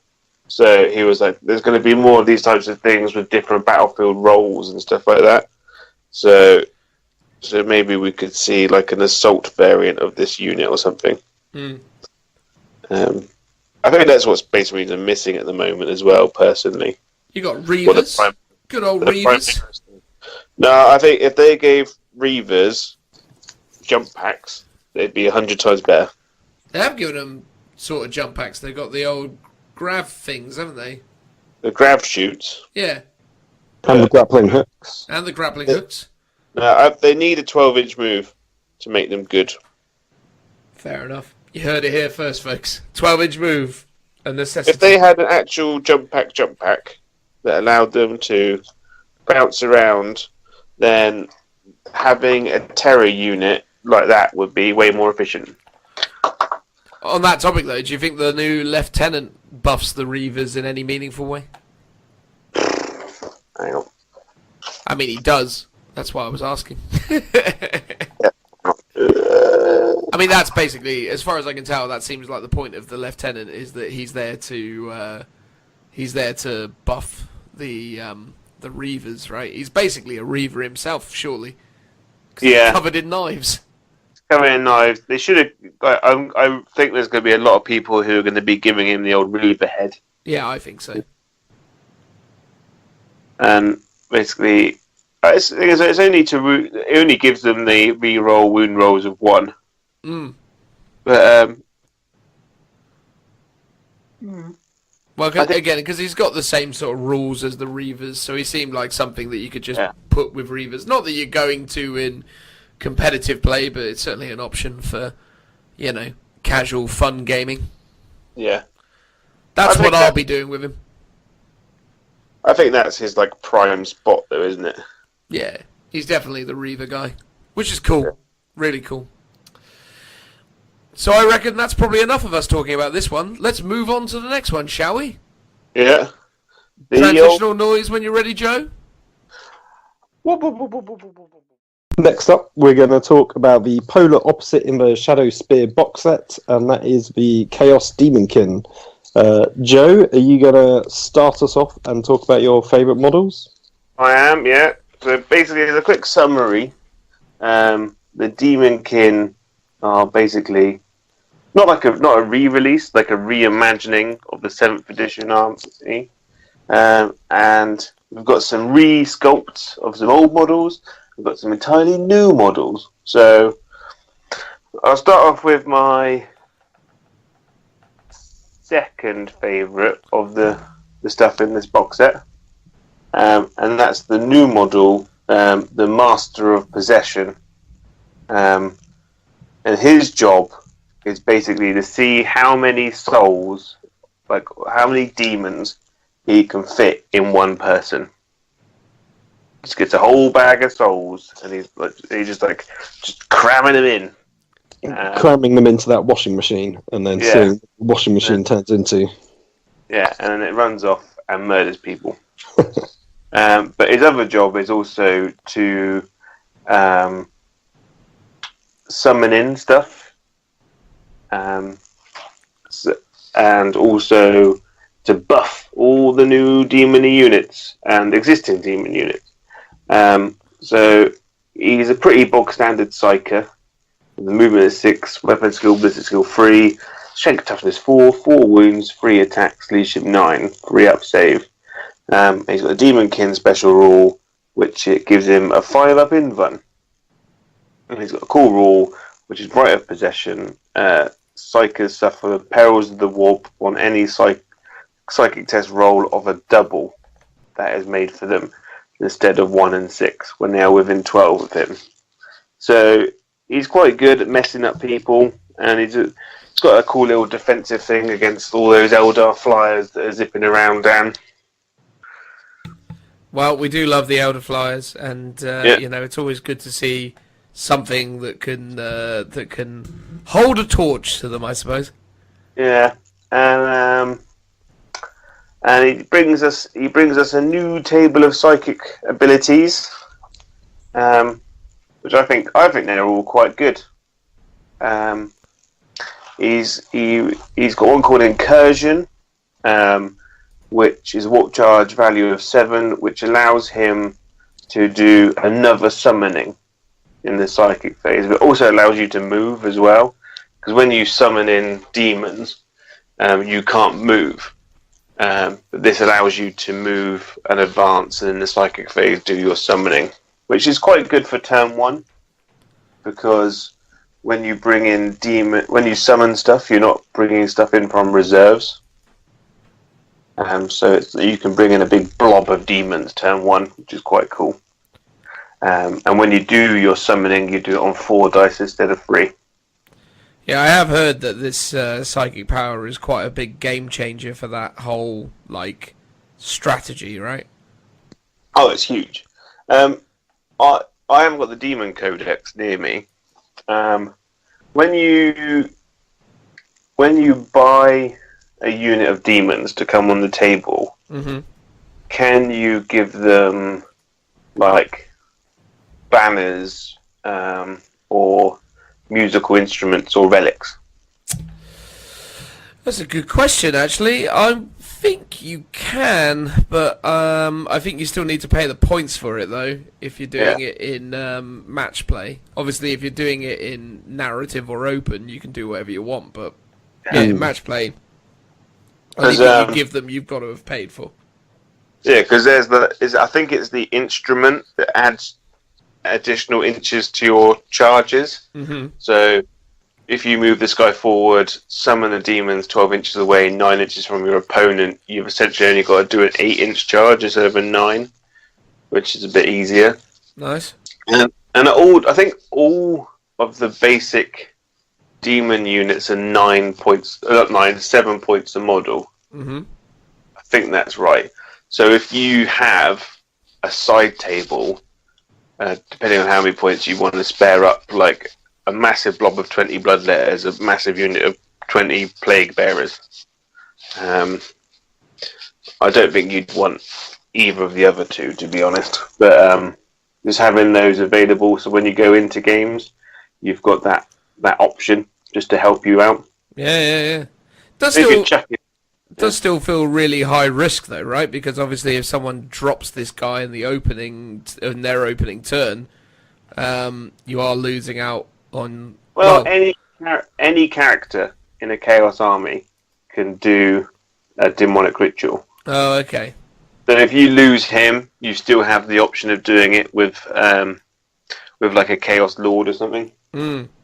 It's a funny one, isn't it? Really, because I guess you don't really spend too much time thinking about how that whole set of mechanics even works, because I've really never seen anyone use it.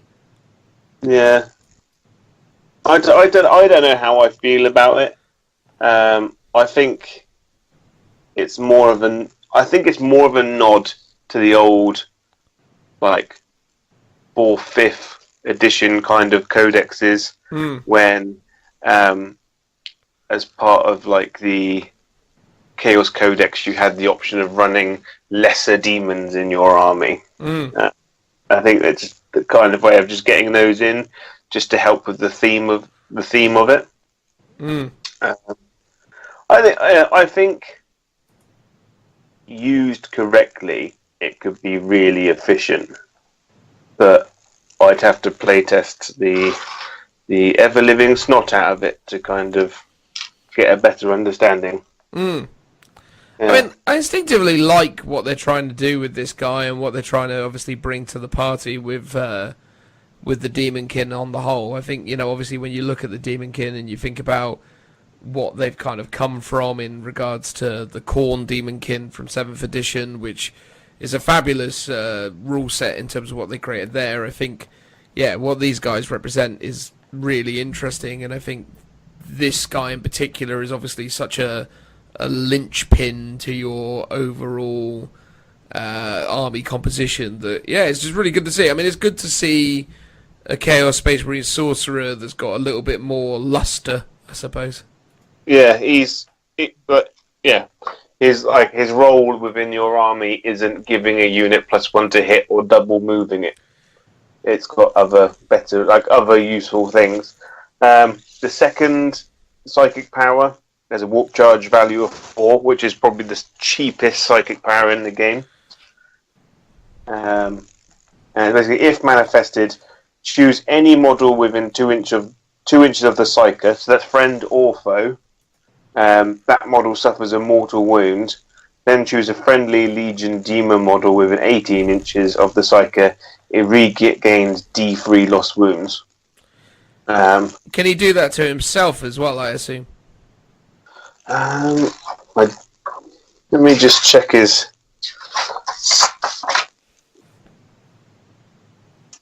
he doesn't have the demon keyword, so he can't. Okay. But he could take the mortal wound on himself. Yeah. And then heal something for D3. So if that Legion Demon model is a demon engine, you choose to inflict the mortal wound on was a friendly Legion Warpsmith, then the demon engine gets 3 wounds back as well. So Warpsmiths will be able to repair them D3 wounds as well.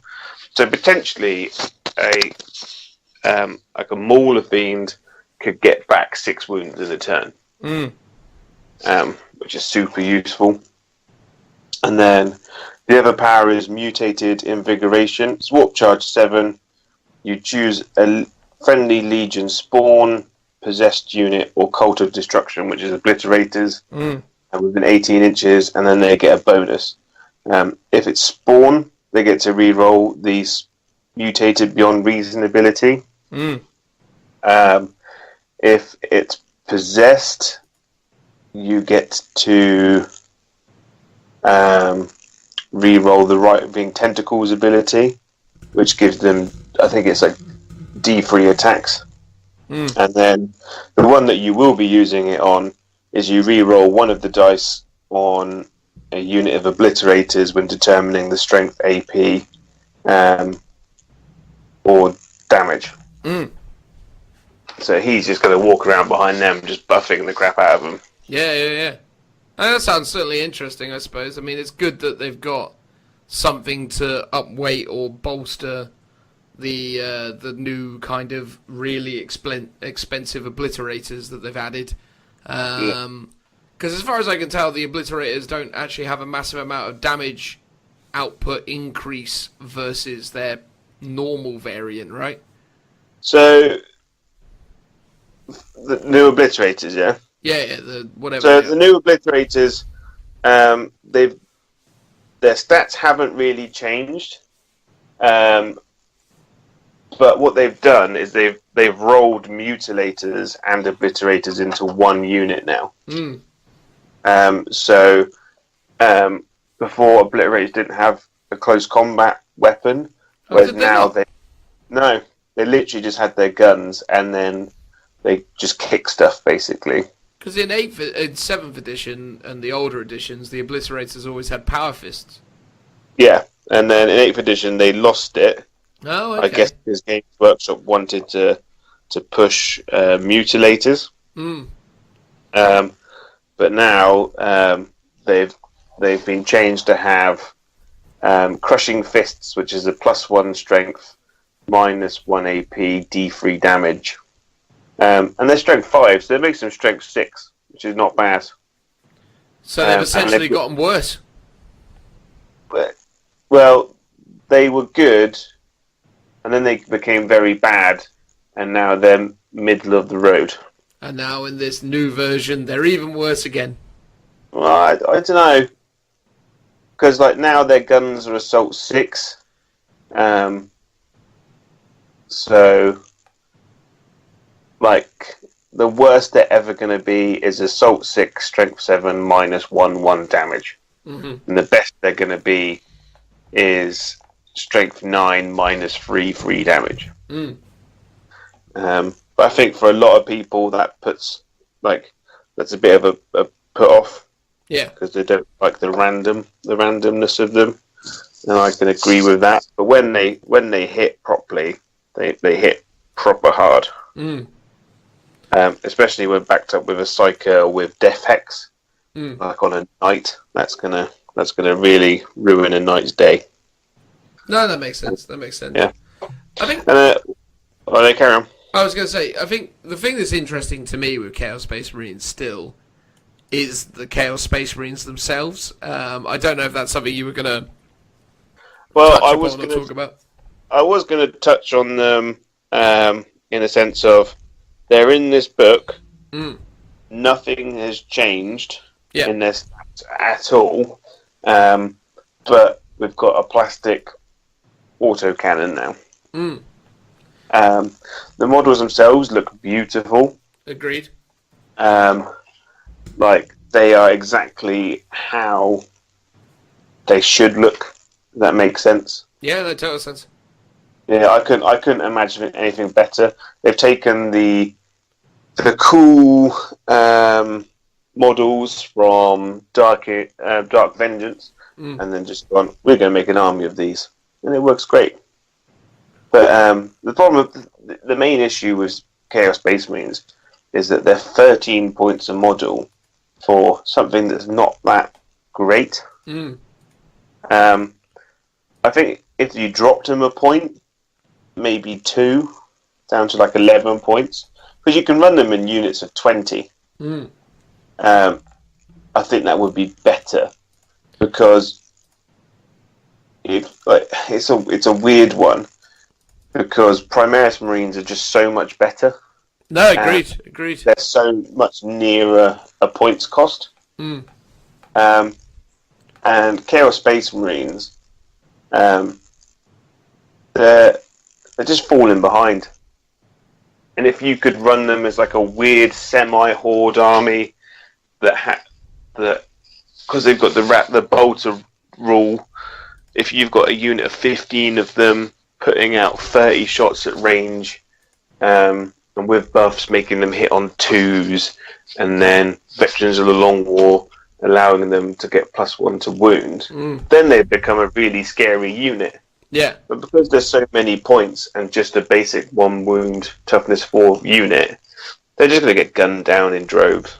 Yeah, it's the interesting thing about the Chaos Space Marines, because I just sort of feel like you, exactly as you said, I'm just, I'm curious when Games Workshop will pull the plug and actually, or not pull the plug, but sort of pull the trigger rather, and actually make Chaos Space Marines a bit more, like, cause especially if they're updating all the kits for them, right? Like, but then, kind of what we were talking about before we started recording before, they're changing the makeup or the mechanics of Chaos Space Marines so drastically, or I think maybe we were recording this, I can't remember now, but they're changing the mechanics and the nature of the Chaos Space Marine army so much that maybe that's the thing now, that actually the sort of stats and things that Chaos Space Marines represent become more appealing within the construct of this new army, I suppose. I think what they need to do, and it's a very simple change, is make marks of chaos mean something again. Because now you take a mark of chaos and it doesn't mean anything. All it does is it means that you might potentially get buffed by a psychic power, or there's a stratagem that only affects Slanesh units or something like that.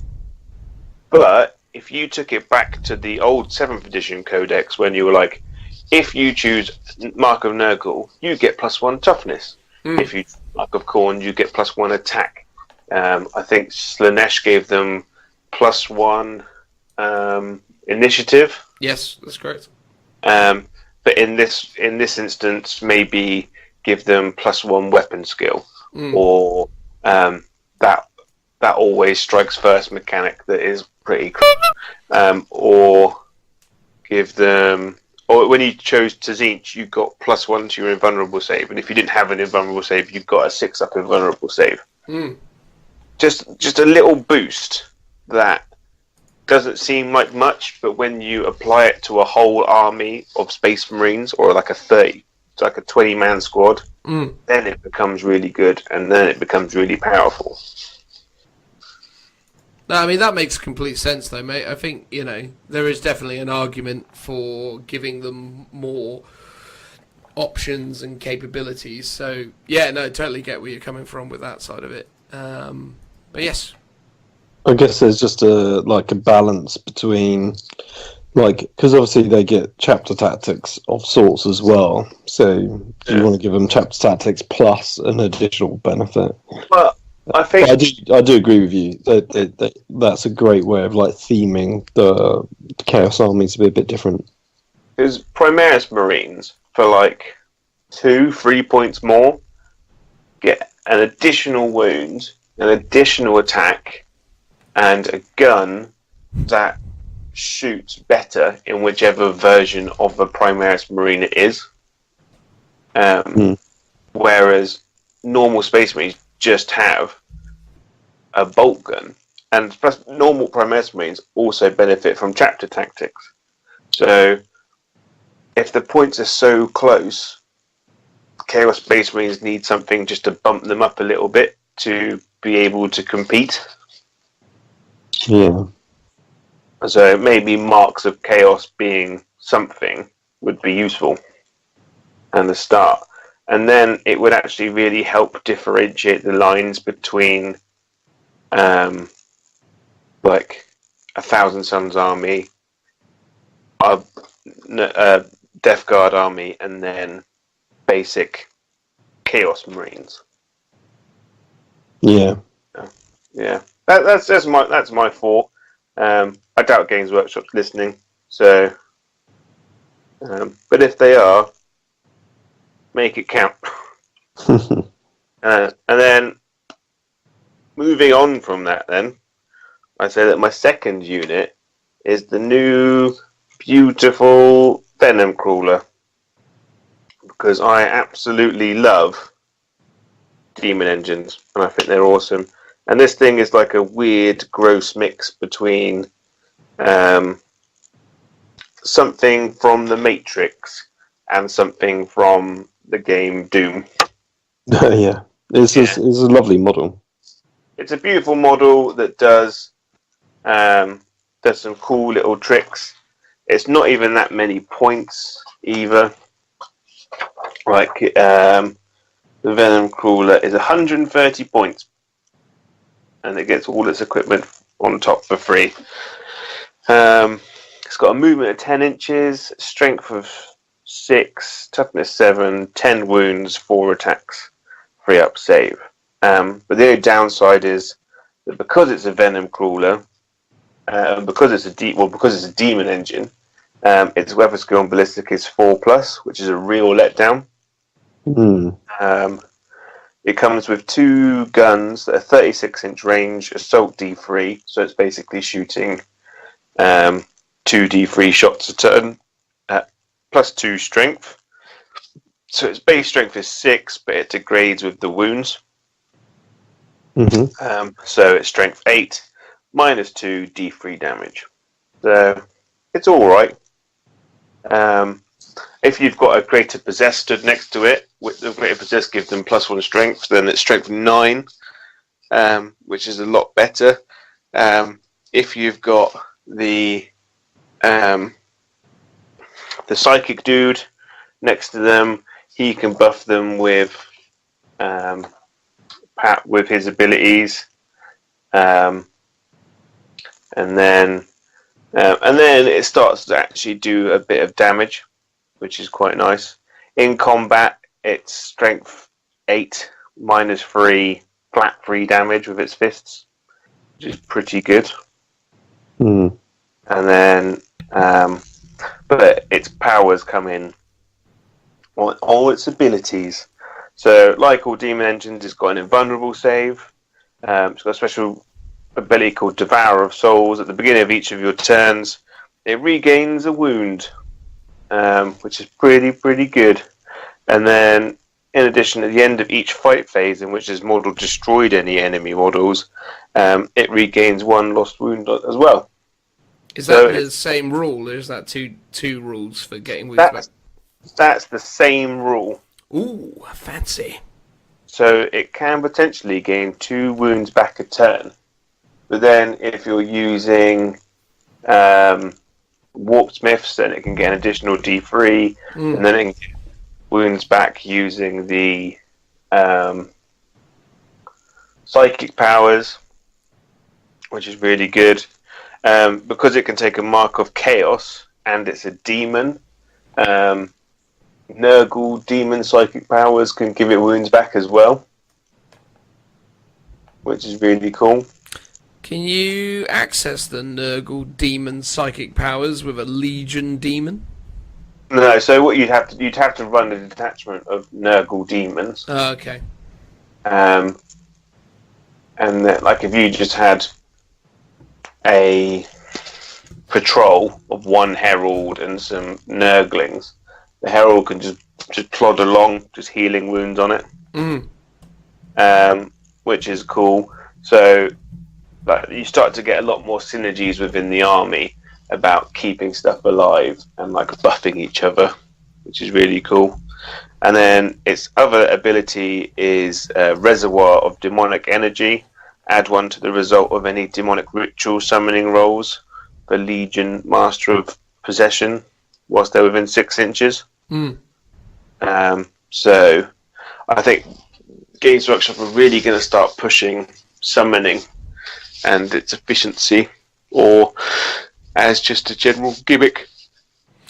Yeah, I mean, it certainly seems like the way they've gone with it, which is good though, right? Because, I mean, the early doors of summoning, when you looked at it within 8th edition, didn't really seem like they had a very well thought out place, but now, with the addition of this, it's good that now they're actually starting to exploit or create rule sets that actually take advantage of the the broader rule set, which is good to see, I suppose.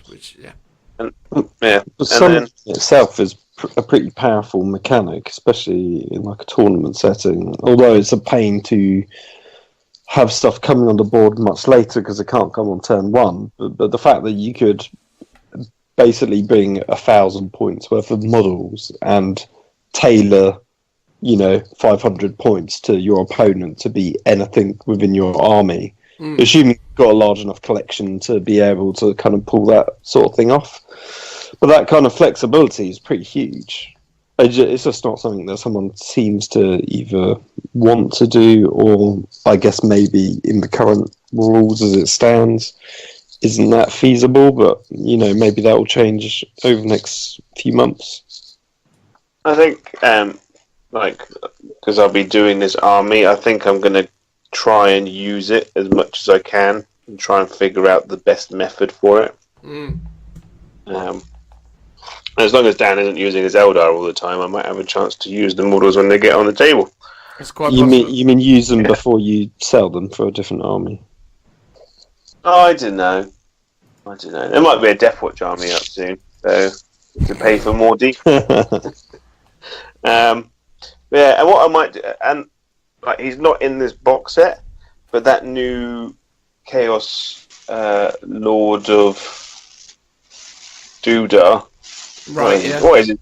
The Lord Discordant. Yep. He's a really good force multiplier as well. Because his new Aura of Discord is subtract 1 for hit rolls for attacks made by vehicle units whilst they're within 6 inches of enemy models with this ability. Which is a great defensive ability, especially in combat when you're running demon engines into combat to things like knights. So knights are going to be hitting you on 4s or 5s if they've got the big fist. But the other one is, in addition, add 1 to hit rolls for attacks made by Legion demon engine units, which means that the Venom Crawler's then hitting on 3s with its big auto cannons, which actually makes it slightly more efficient now. Cool. And if you've got a back line of them, they'll be doing a lot more work. But the one that I thought it was great for is the Corn Lord of Skulls. Because it then means that the Corn Lord of Skulls is hitting on 2s with its big gun.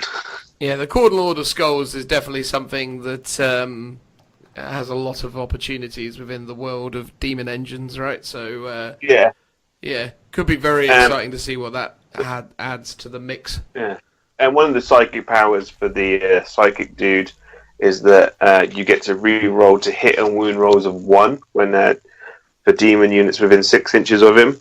So the Corn Lord of Skulls would then be hitting with its 12 shots on 2s, re-rolling 1s at strength 8. So wounding most things on 3s, re-rolling 1s. And then it's got that nice solid -2 damage. You don't really see the old Lord of Skulls anymore, do you? Whatever happened to him?